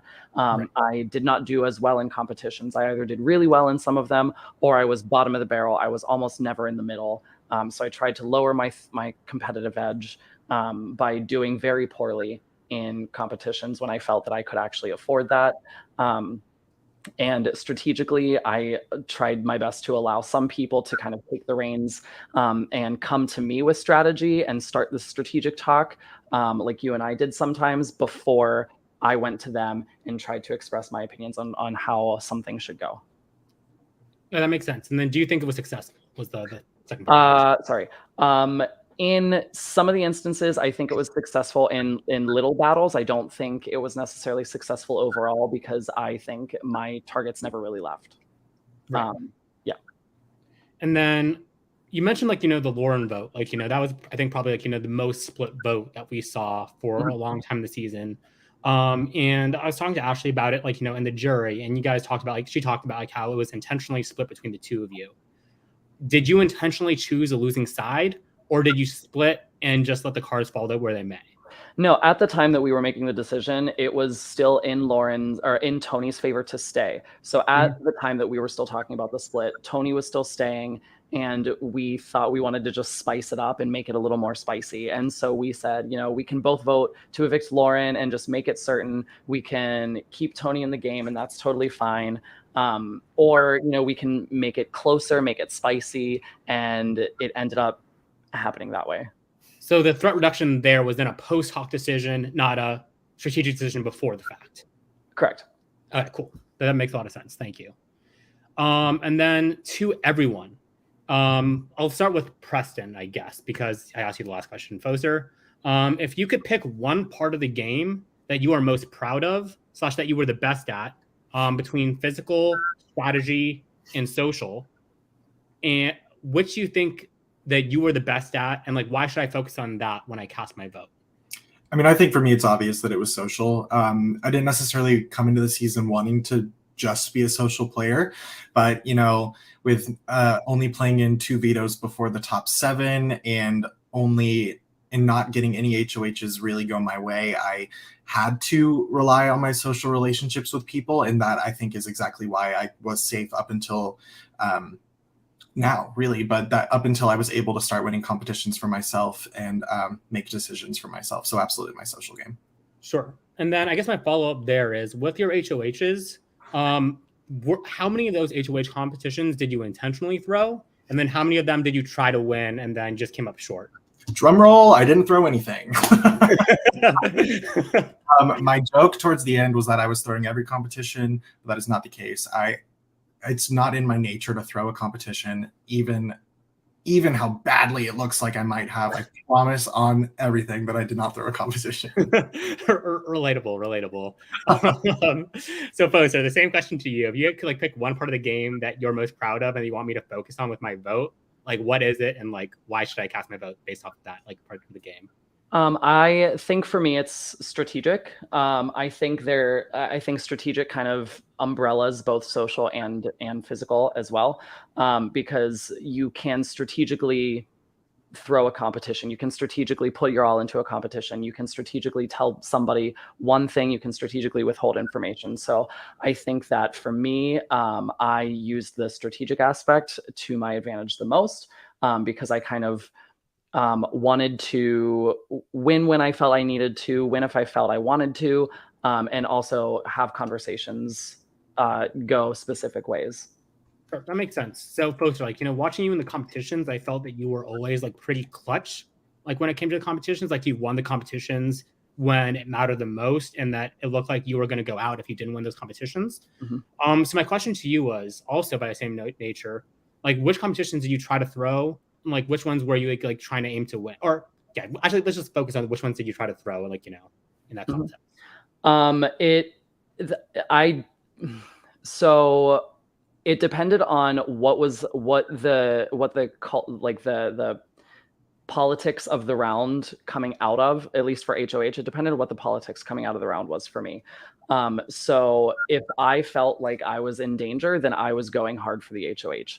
If I felt like I was not in danger coming out of that one, or not as in much of danger, then I didn't really care about my performance and I let it fall, also thinking that it would help me look a little less strong competitively. If I felt like I needed to win, as you said, a clutch competition, then I felt like I needed to go full force, and that's when I went all in. So I think most of them that I went fully were times that I felt like I needed to win or go home. Makes sense. So then let's go back to Preston. So luck is undeniably a big part of any game like this, but fortune, by the same token, also favors the bold. How was your game most impacted by lucky events, and how did you end up fashioning your own luck? Now, obviously, Sam talked about the fluky nature of your almost vote out, so I'd prefer if you focused on something other than that one. Yeah, so I absolutely think that in a negative sense, the fact that the wheel hates my guts and that I wasn't able to play in any veto competitions, that's where luck definitely negatively affected my game. Mm-hmm. When it comes to the positive, I definitely think those first few rounds after Live Night, where the HOHs were Gabby, Focer, Ashley kind of back to back, really letting me cement myself and build relationships with others while they were in power, and I knew I wasn't going to go anywhere. So I definitely think, not that them winning comps is luck, but I think you know what I mean. Right. Yeah. I was able to get 4 HOHs in a row where I knew I was going to be okay. Right. No, that's a perfect answer. To you, Focer? Oh, the same question? Yeah, same question. I think one of the biggest things for me, as shitty as it was to go through, luck played into me losing power, because I was not able to talk to people. So I feel like that allowed some people to kind of forget about me a little bit, and then I could come down a little socially. I think one of the other biggest things was something that I mentioned in my opening speech, is in the final 6, going to Lauren before the final 6 actually happened and talking that I wanted to work with her and move forward with her. I think between that, being honest with her about why I voted her out in round 3 and why I nominated her against Sam, between those things and Preston being scared about going up on the block and not being sure if he was going to be evicted, and Michael wanting me as an option, I think all of those things kind of spooked Lauren into saving me at the final 6. So that was definitely something that was as well. So you mentioned, just as a follow-up, you mentioned that basically you believe that the next time that you go up in the block and you couldn't pull yourself down yourself, that you would go home. Mm-hmm. Do you think that your luck there was saving? Do you think you would have gone home if you were not able to manage your relationship with Lauren correctly to get pulled down there? I do. Yes. Yeah, excellent. And then I think my last question is to you, Preston. Do you think you had an easier path here than Focer because you never had blood on your hands? And do you think that is a testament to your game or a detriment to it? I mean, you nailed it. I really never had to get blood on my hands in this game. I was never really a target. Both of the times I was on the block, I knew I was going to be fine. And I think that is a testament to the social game that I played. Awesome. Thank you so much. Like, I think both you guys answered the questions really well. It was a pleasure talking to you and playing the game with you. And I really want to talk to you guys about the game after it, but I think whoever wins will be a very, very deserving winner. Thanks, Karthik. Thank you so much, Karthik. Next boyfriend, up, next up, we have Ashley. Hi, I miss you both. I've got my Dr. Jack Daniels, I got an oatmeal rice cookie, and I got stove fried bacon. I love you. I love you guys, and I just miss you so much, and I just love to sit and chat. Hi, I miss you all. Okay, we're gonna do a little game.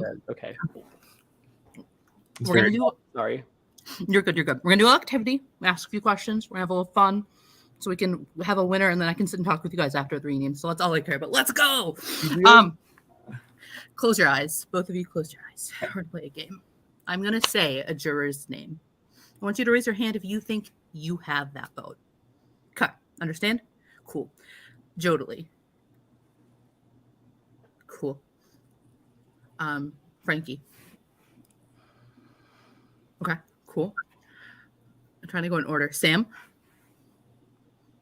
Okay, cool. Karthik. Okay. Me. Okay, cool. Gabby. Cool. Michael. Okay, cool. Lauren. Okay, cool.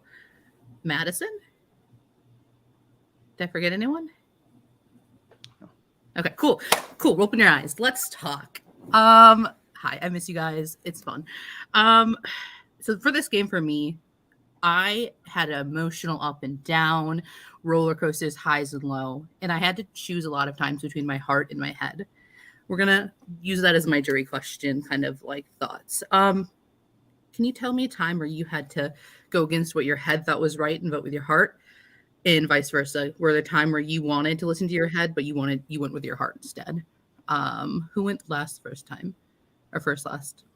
Focer, you go. There we go. A time when I went with my heart instead of my head was voting to keep Frankie. I knew Madison was staying. I knew there was no chance that Frankie was going to stay, but I needed to show him loyalty. So I, and I told Madison right away, I was like, no offense. I do know you're staying, and I know that I'm in the majority, but I need to stay with Frankie and vote to save him. And that actually was the most emotional round for me. And a time where I think I had to play with my head instead of my heart was voting out Lauren. I think even though it was at the Final Four, I absolutely think that she deserved to win this game. I think she was the front runner, and had she been against any of the other three of us, that she would have swept almost everybody. So even though I absolutely adore her as a person and enjoyed everything that we've had between the two of us, I knew that it was a better move to take her out than Madison. Preston, same question? So I think heart over head would have been the Sam vote. I knew that I wasn't gonna get 4 votes for Sam to stay, even though I felt like I had her trust moving forward.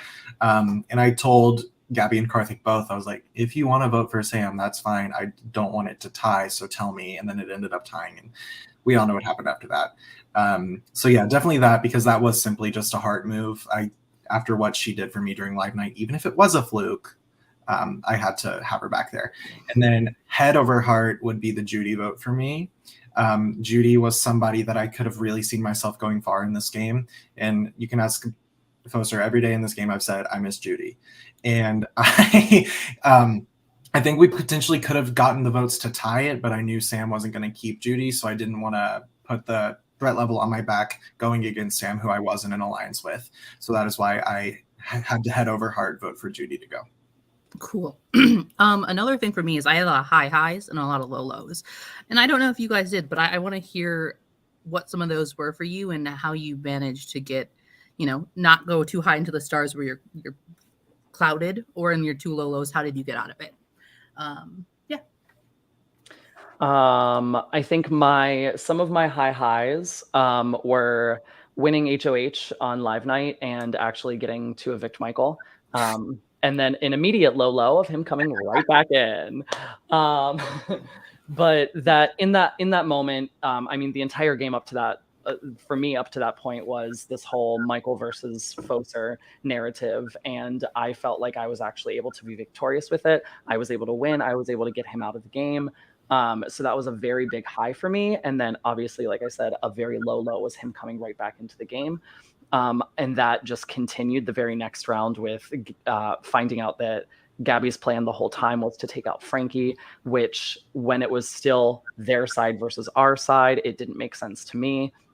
And finding out that it was the plan the whole time really just kind of took me out, because I had felt so close to him compared to maybe some other players. And it was like, at that point, it was, I lost an ally, I lost an ally, I lost an ally, I lost an ally. I finally get Michael out. He comes back in. I lose another ally. So it was just, it was a low peak, I guess. And that was kind of my breaking point in the game. And some of my other high highs had nothing to do with the game. It was literally just shit posting and playing BGA for hours. I don't know anything about that. Preston? Yeah, so my high, in the same vein as Focer, was winning the Final 5 veto. You know how much pressure I had put on myself to win a competition in this game, and to finally have it happen in a round that was so important to what the end game was going to look like, and finally being able to keep Michael on the block, knowing that he was going to go after he had told me straight up to my face that he wanted me out of this game, that I was his biggest target, was a really satisfying night. And then my low would have to be Live Night 2 when you went, honestly.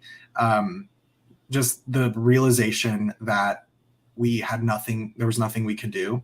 And especially with it being me and Michael in the veto and being literally 2 brain cells away from winning, really, really beat me up for a while. So that would be my answer. I love you both so much. You guys know it. I rode with you both through the whole game. So this is so incredibly, amazingly happy to see you both, but also like so fucking hard. So like, this is cute. This is party. This is fun. Can't wait to hang out with you guys. I'm gonna listen to the rest of the jurors and get the fuck out of here so we can go hang. Thank you so much, Ashley. And next up is Gabby. Hey, sis. Yes. Yours. You're muted, best friend. Love that for me. I just want to say I'm so proud of both of you. I could not pick a better final 2. Go Clippers. That was right. And obviously the 2 of you being people that I have such like a deep connection with outside of the game as friends, whatever. I guess my questions kind of are going to involve that more so. Focer, I'm going to start with you. So being someone who I consider a friend, like you are somebody who I like value our friendship, met you in person, love you to death. What kind of was your game plan navigating our relationship coming into the game? And if you had a game plan, like once you saw me on the cast, or yeah, I guess that's my question for you to start. When I first saw you on the cast, I was very, very excited, and I was ready to make you my ride or die. I was like gung-ho. You know, you and I have we played Subversion together, and also we went to a drag bingo together, and that was something that I was like, great, we actually like have done things together. So I was ready to make you my ride or die. But I think when Preston and I had a conversation where he said, Gabby came to me and was like, you're my person. You're the one I want to go to the end with. You're the one that, you know, I want to be at the end with. When he told me that, I knew that I wasn't in your plan as tightly as you were in mine. So then I feel like I had to kind of navigate it a little more head over heart. And then Preston, my question is kind of similar for you. Obviously, like we had not met previously to this. We have like a very obviously a strong mutual friend. So we like knew of each other, but I guess kind of the same question. What was your plan navigating our Yeah. So it's kind of the same for both of you, actually. Like, obviously, you played Subversion with one of my best friends, and so I knew of both of you, but had never spoken to either of you. And so I felt an immediate comfort in just that.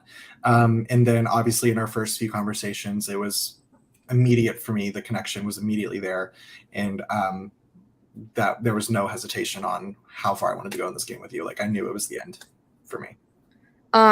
So going off of like obviously the three of us being close the whole game, you two were two people that I confided in a lot as far as like personal stuff and just whatever. Obviously, I was on call with you guys when everything was going on with like my sister and all that stuff. So you guys knew I was kind of mentally checked out from that point. So Foster, I'm just interested to hear your opinion on my specific like eviction, like what your thought process was like evicting me there. So between you and Preston, I was thinking two different things. With Preston, I knew that he and Michael potentially were still going to go after each other. And with Madison being an outgoing HOH, I felt that the two of them both fighting for power versus maybe just you fighting for power to get her out, the two of them would have been a little bit stronger of a rivalry to keep in the game and potentially keep me for maybe another round safe.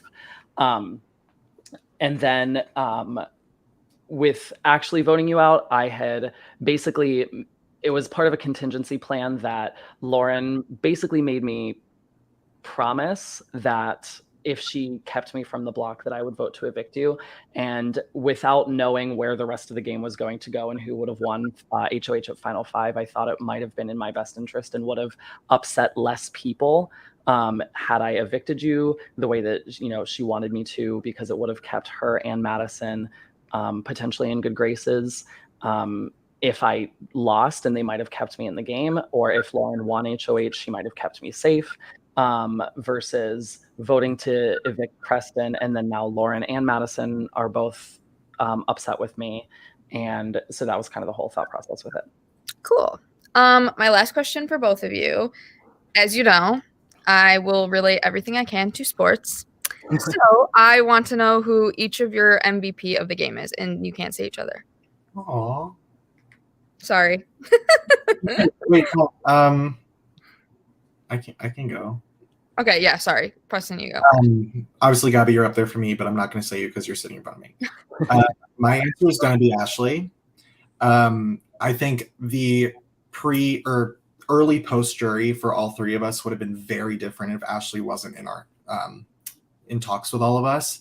I think having her truthfully and 100% on our side made all of our games to get to the end a little bit easier. And so I definitely think without her, getting to the final two with me and Focer would have been very, very hard.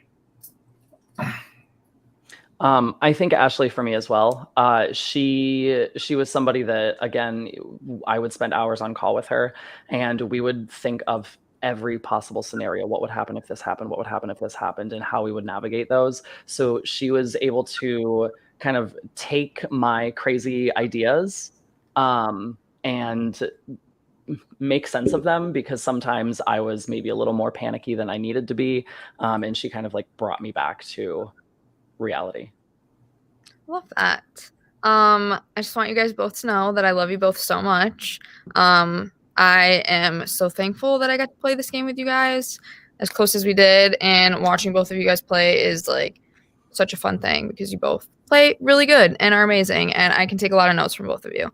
So yeah, I just wanted to congratulate you both, and I'm excited to vote for one of you.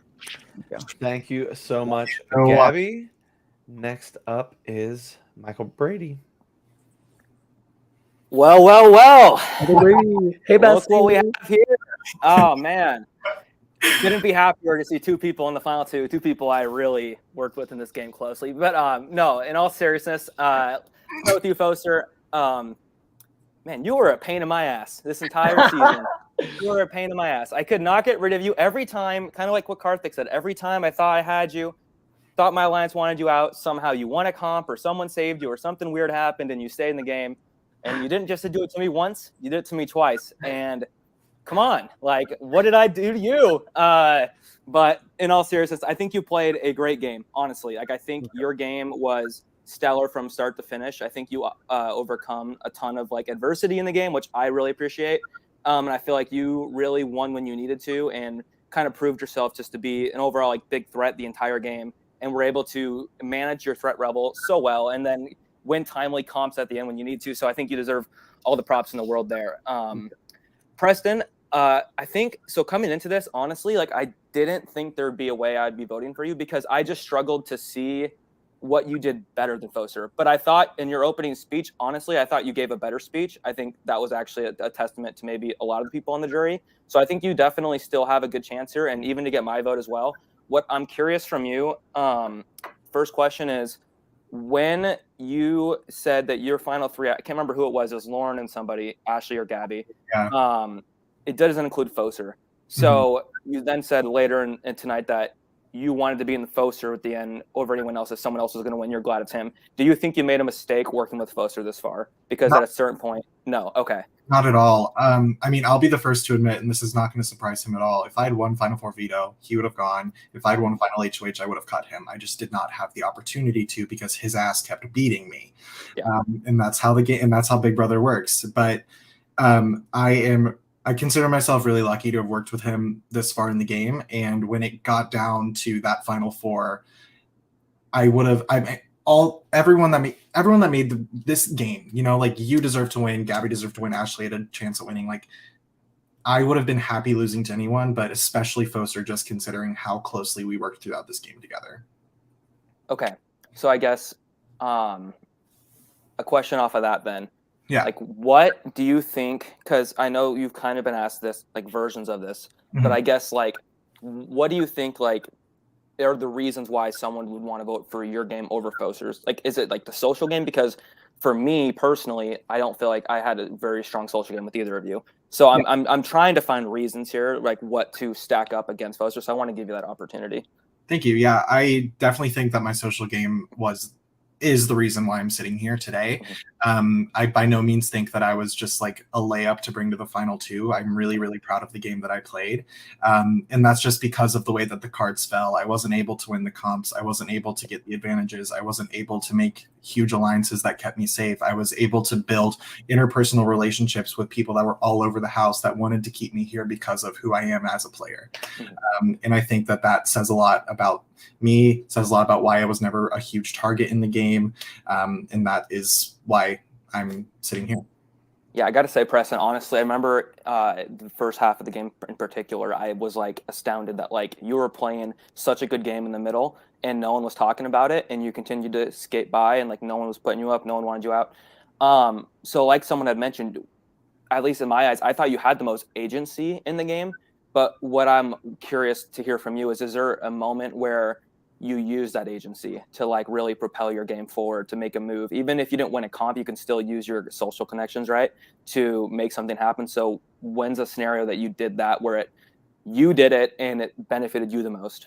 Yeah, I think in a similar vein to what Foster mentioned a little bit ago, pulling in Lauren at Final Six, I knew that if I knew it was going to be me or Gabby at the end, and I was able to start capitalizing on my relationship with Lauren before that was even an option, to make her trust me, to want to take me further in the game over Gabby. And then finding out that she was feeling a little bit iffy about Gabby, being able to put a bigger wedge in between the two of them that put me right in the middle, to guarantee that she would want to vote to keep me over Gabby. Okay, great. Thanks, Preston. And like I said, I honestly have been impressed by you tonight. I think I already knew you played a good game, but I think you've really done a good job of making a really good argument against Focer. Focer, so first question for you. What the hell? No, I'm kidding. Serious first question, because this has probably nothing to do with my vote, but I am curious in your answer here. What was the rationale, reasoning, or was there any at all for ignoring me on day's end, as with Ashley? I actually wasn't doing that on purpose. I was working the whole time. Okay, because Ashley gave a different answer. Ashley said you guys thought it was funny. So now the stories ain't matching. No, I mean, I did think it was funny that that you kept messaging her and kept messaging me, and I wasn't able to respond, but I was working the whole time. Okay. I will choose to believe that. Second question. Well, not really a question, more so the statement. Thank you for doing the Secret Alliance some justice. I mean, I think that alliance needed someone in the final three, so I'm happy for you that you're able to get us here. I feel like it's a win in my books. Not at all, actually. But no. On a serious note, what do you think was your biggest weakness? Not like a mistake you made, because I know that's been asked, but as a player, just in general, what do you think your biggest weakness is, and how did you overcome that to get yourself here? I think my biggest weakness was feeling like I never was anybody's priority. I feel like it didn't matter who I was working with, who I was talking to, who I was in alliance with. I felt like I was never anybody's number one. I felt like I was never anybody's really number two, honestly. And that's just based on the conversations that I was having with them and the actions that they were taking in the game. Somebody like Karthik telling me that he wanted to get you out, but then saving you, told me that he wasn't really with me and that he wasn't thinking in my best interest, as well as somebody who claimed to be aligned with me. So I think my biggest weakness, like I said, was not really being a priority for anybody. And the way that I kind of got around it was just continually socializing with people and continually, trying to make sure that there were, even though I had a big target on my back, there were other reasons to target other people. Preston and Gabby were, especially after Ashley went out, Preston and Gabby were a duo. You and Madison were a duo. Lauren and Madison were a duo. There were other people that I was just one person, and trying to constantly change the narrative away from me and toward other people. I think you did a great job at that, by the way. I feel like that was one thing that drove me crazy in particular, was there was that looks at oh, Gabby and Preston are a duo, this person.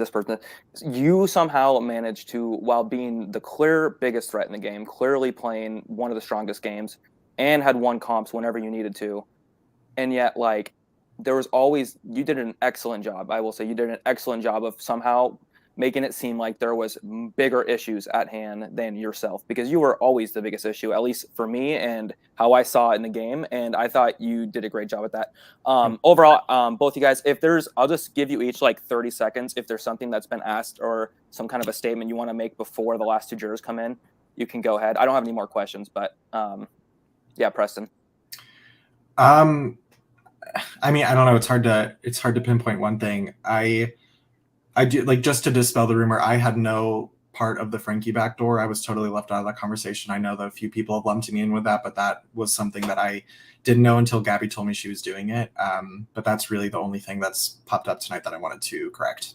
Okay, cool. Yeah, I know when you're doing these, sometimes things get misconstrued. Absolutely, so I wanted to give you that opportunity. And then Focer, you as well. Anything? I think if there was anything that I could add, it would be to add a second MVP to the last question that was asked. And I honestly think that would be you, because I don't think had our rivalry, I think had you gone out at in round 5, or had you actually gone out when I evicted you in the first live night, I don't think my game would have had as much fire behind it, because you kept my ass lit the whole time. Agreed. I think that along with Ashley, who was a different side of it, you were also an MVP for my game, because I don't think I would have had as much fire behind me if you had left early game. Sweet. You guys both, honestly, like I said, major props. No hard feelings at all. I will now delightfully leave this chat, and with that, see ya. Next up is Lauren. Hi guys, it's so good to see you both after 2 long days, but congratulations, you both are very deserving to be in these seats. I'm going to try to be quick. Preston, the only question I had for you was already addressed earlier. I think you've answered and articulated yourself very well in this last hour and a half, so I just wanted to say that. I do have a wrap-up question for both of you, but I will get there after I ask Focer this question. Focer, I will say just upfront that I think generally it's a little bit shitty that I saved your entire game a mere 3 days before you chose to evict me, but to each their own. I get it. Like, I'm still a little bit bitter, but I just don't think I could have done that. But my actual question is, I feel like I've learned along the way that this game requires like constant adaptability and flexibility as the game kind of throws a lot of shots your way. I'm not entirely sure that was your strong suit, but that's why I'm asking this question, because I want to give you an opportunity to explain yourself. But ever since Ashley left, I feel like you just constantly went with this narrative that you were alone in the game and you were playing it alone, but there was a whole week left. So my question is, why did you choose to be alone and take your chances winning comps rather than trying to take more control of your story by forming a strong relationship with one or more of the players left in this game? Because I actually was ready to have your back, but I feel like you just wanted to play it alone and rely on comps. So what I wanted to do was actually make that my narrative. I wanted my narrative to be that I was alone, because I knew that if people saw either you and Madison as a duo, Michael and Madison as a duo, or Gabby and Preston as a duo, that me being one person and not really having anybody that I'm attached to would be something that maybe they would prioritize me over a certain duo. So I purposely tried to create that narrative for myself so that it would kind of lessen my threat level. And I mean, that immediately turned into Madison. Even though she nominated me, she wanted Gabby out because of both their relationship and the duo of her and Preston. And so that was my narrative. And I think that I did try to capitalize on some of those relationships. Even before Madison won the Final 6 HOH, I went to you and I did say that I wanted to work with you and I wanted to go long term.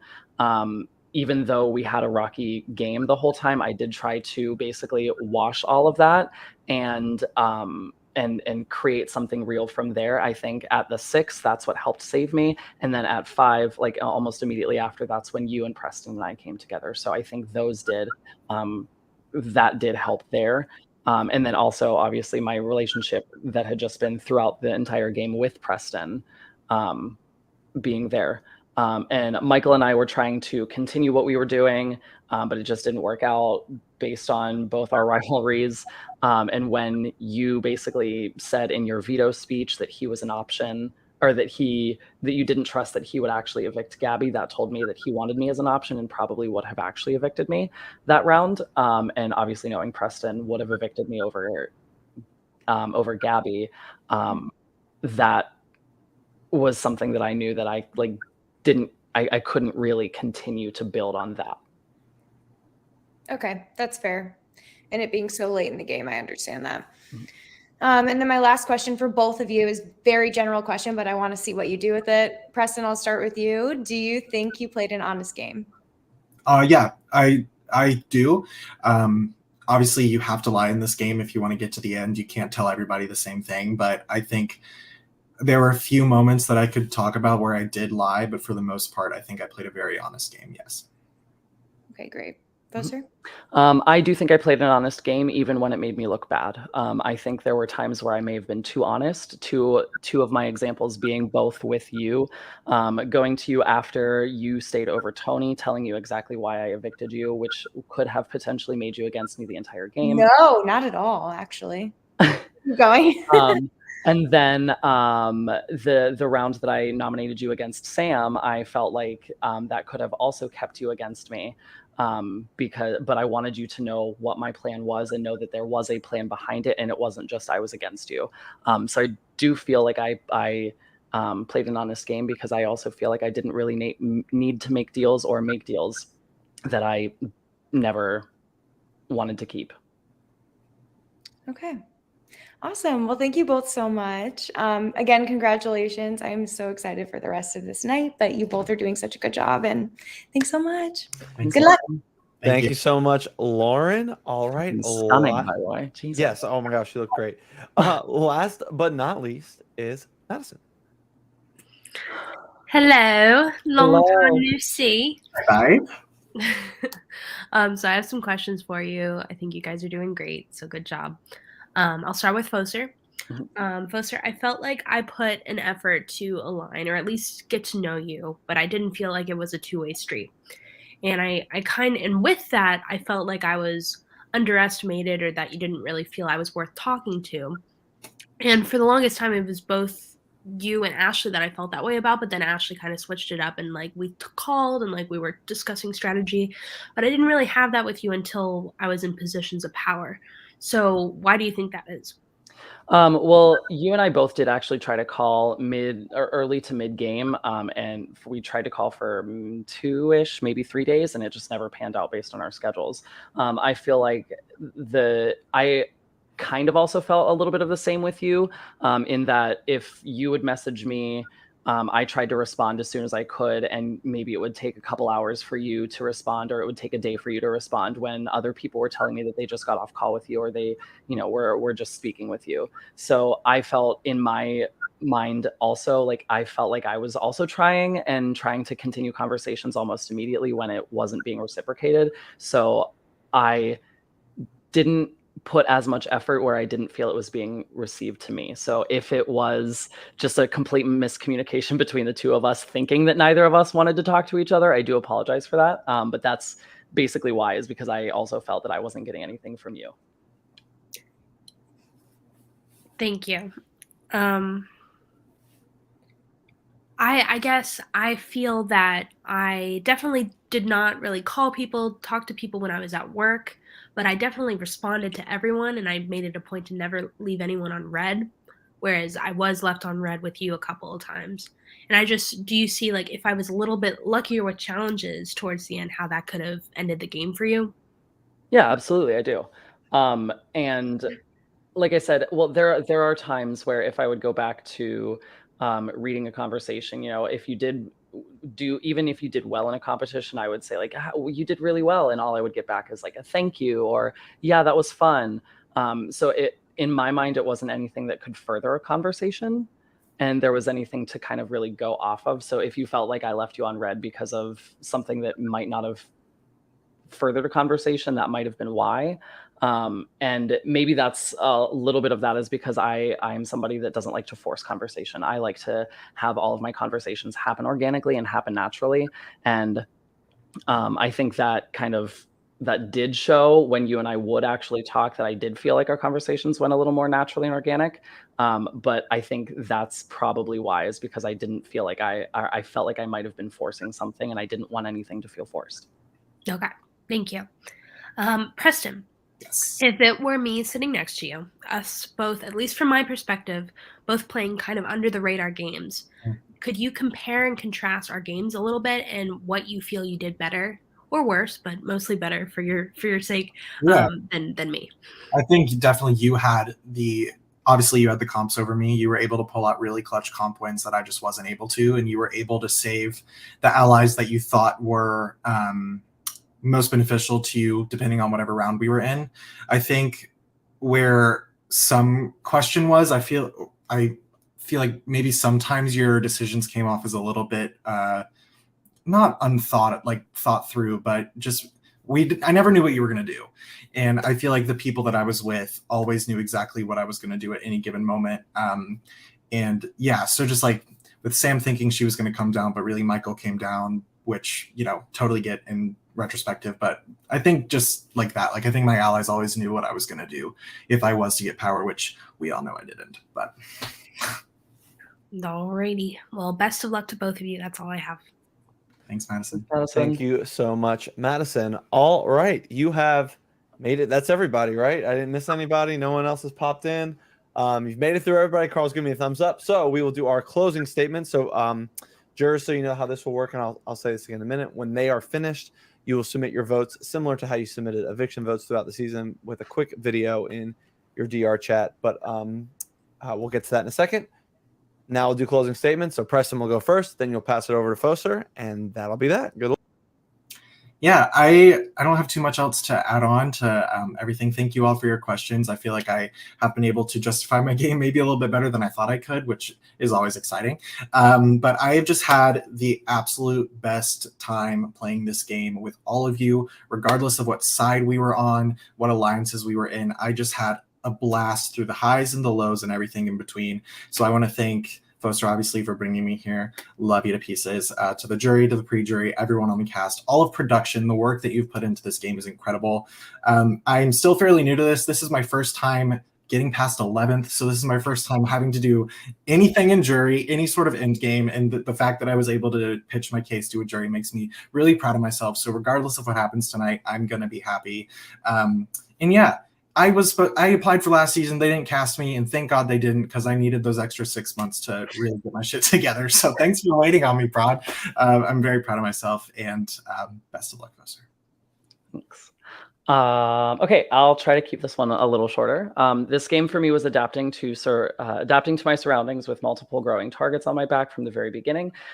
Knowing when to hit the gas and when to shift gears to a different tactic was something that I think was one of my strong suits. I believe I've shown that I utilized all 4 aspects of the game: social, strategic, physical, and luck, to my advantage. And even if I did lose a short battle on paper, I tried. I think I did well with making it.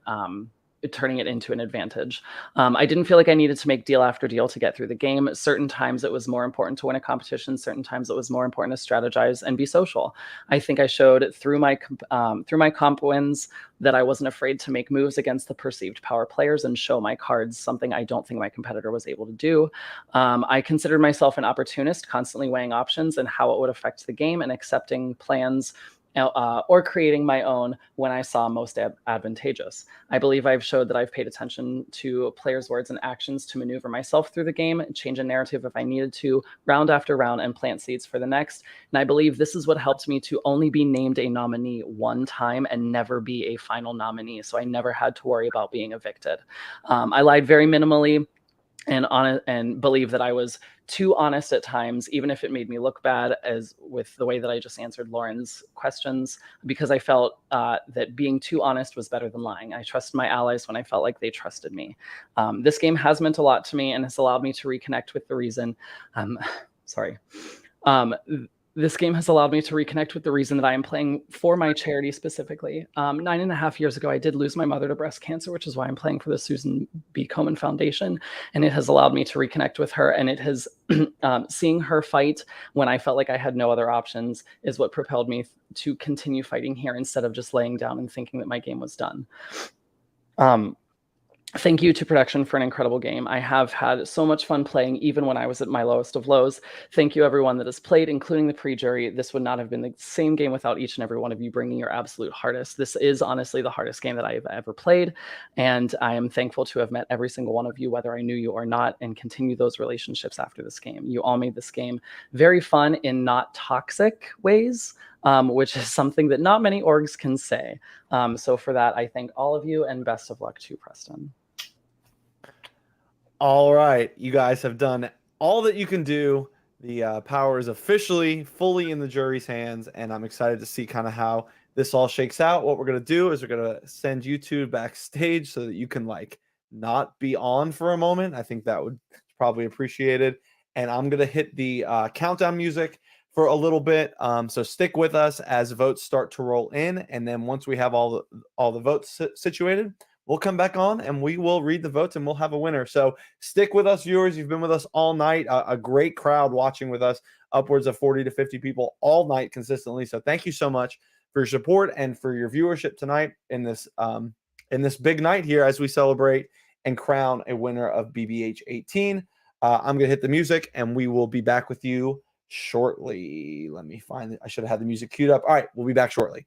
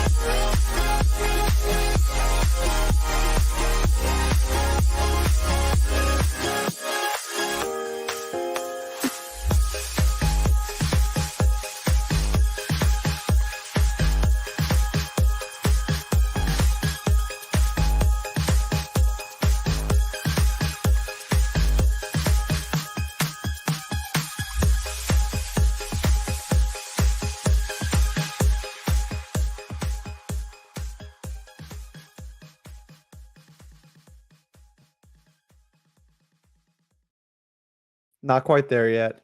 Gonna hit it again. We won't be here the whole 5 minutes, I promise.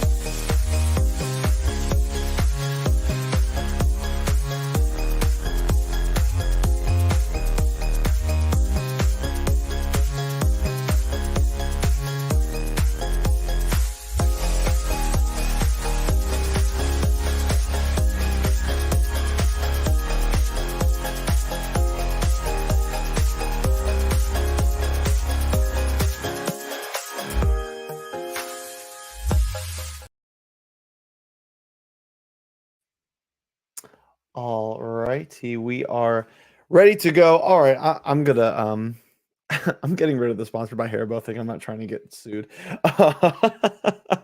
Allegedly. Yeah, allegedly. All right, it is. Let me bring Focer and Preston back in. First of all, let's say what a great season from both of you. You should be super proud of. I mean, getting to this point is something that a lot of people who have tried to do this in both this game and others have not been able to do. So the opportunity to defend your game is just an honor in and of itself. So you should be super proud of that, and the games you played on top of that. I have to say, as someone who thought to myself, man, I could definitely be as invested in a BBH season while a teacher and a basketball coach. I was wrong. So I am very appreciative for the prod team, who you guys that were players and you guys in the VL saw just day in, day out, give everything they had to make this a really, really great season across the board. Now, let's get to it. You know how this works. You want to see your names. It takes 5 votes to win it, 9 jurors. Here we go. First vote goes to Focer. Next vote to Preston. Next vote goes to Focer. Next vote to Preston. 2-2. Next vote, Focer. 3-2. Next vote, Preston. It is 3-3. Next vote goes to Focer. It is 4-3. Next vote, and the winner of Big Brother Hometown Season 18. Congratulations, Focer, you have done it. Let's bring everyone in to celebrate. Congrats, Focer. Yay!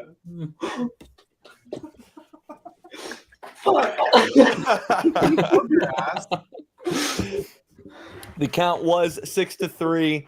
A great matchup tonight. Well done, Focer. If you can manage words other than the one that you've already exclaimed. It's okay if you can't.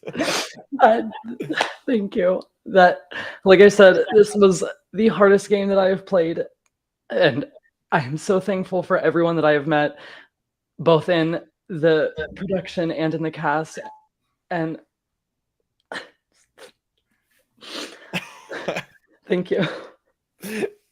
Well, it is absolutely, without a doubt, deserved, and absolutely deserved win. Preston, you were phenomenal tonight, by the way. Preston, you were so good, and you earned every bit of the votes you got. Anyone else on production want to say anything? I will save it for the reunion. Focer, check your DMs right after this, okay? I haven't. All right. Well, one more order of business tonight that we want to announce here on this is the VL fan favorite. So, sorry to both of you. It's neither of you. No, and it should be Lauren if it's not. With I think 60 something percent of the vote. 65% of the vote, Lauren is your fan favorite by pretty much a landslide. I mean, that is super impressive. Yeah, that'll do it for us for Big Brother Hometowns 18. A great season. We had a ton of fun, a great cast, a great finale. Everything was just top notch. And we're very excited for you, Focer, for you, Preston, and for everyone else that experienced this game along with us for the last month. Once again, thank you to all of you production people. Literally could not have done this without you all. The comments are indeed popping off. We will head over to our reunion call here in a minute. Hey, if you want to be like Focer, eventually Big Brother Hometowns 19 will happen a little on down the line. But in the meantime, we have not, super like etched in stone, but we have a very jam-packed off season that we are ready to jump into. We are going to finish up the Hometowns Trivia League.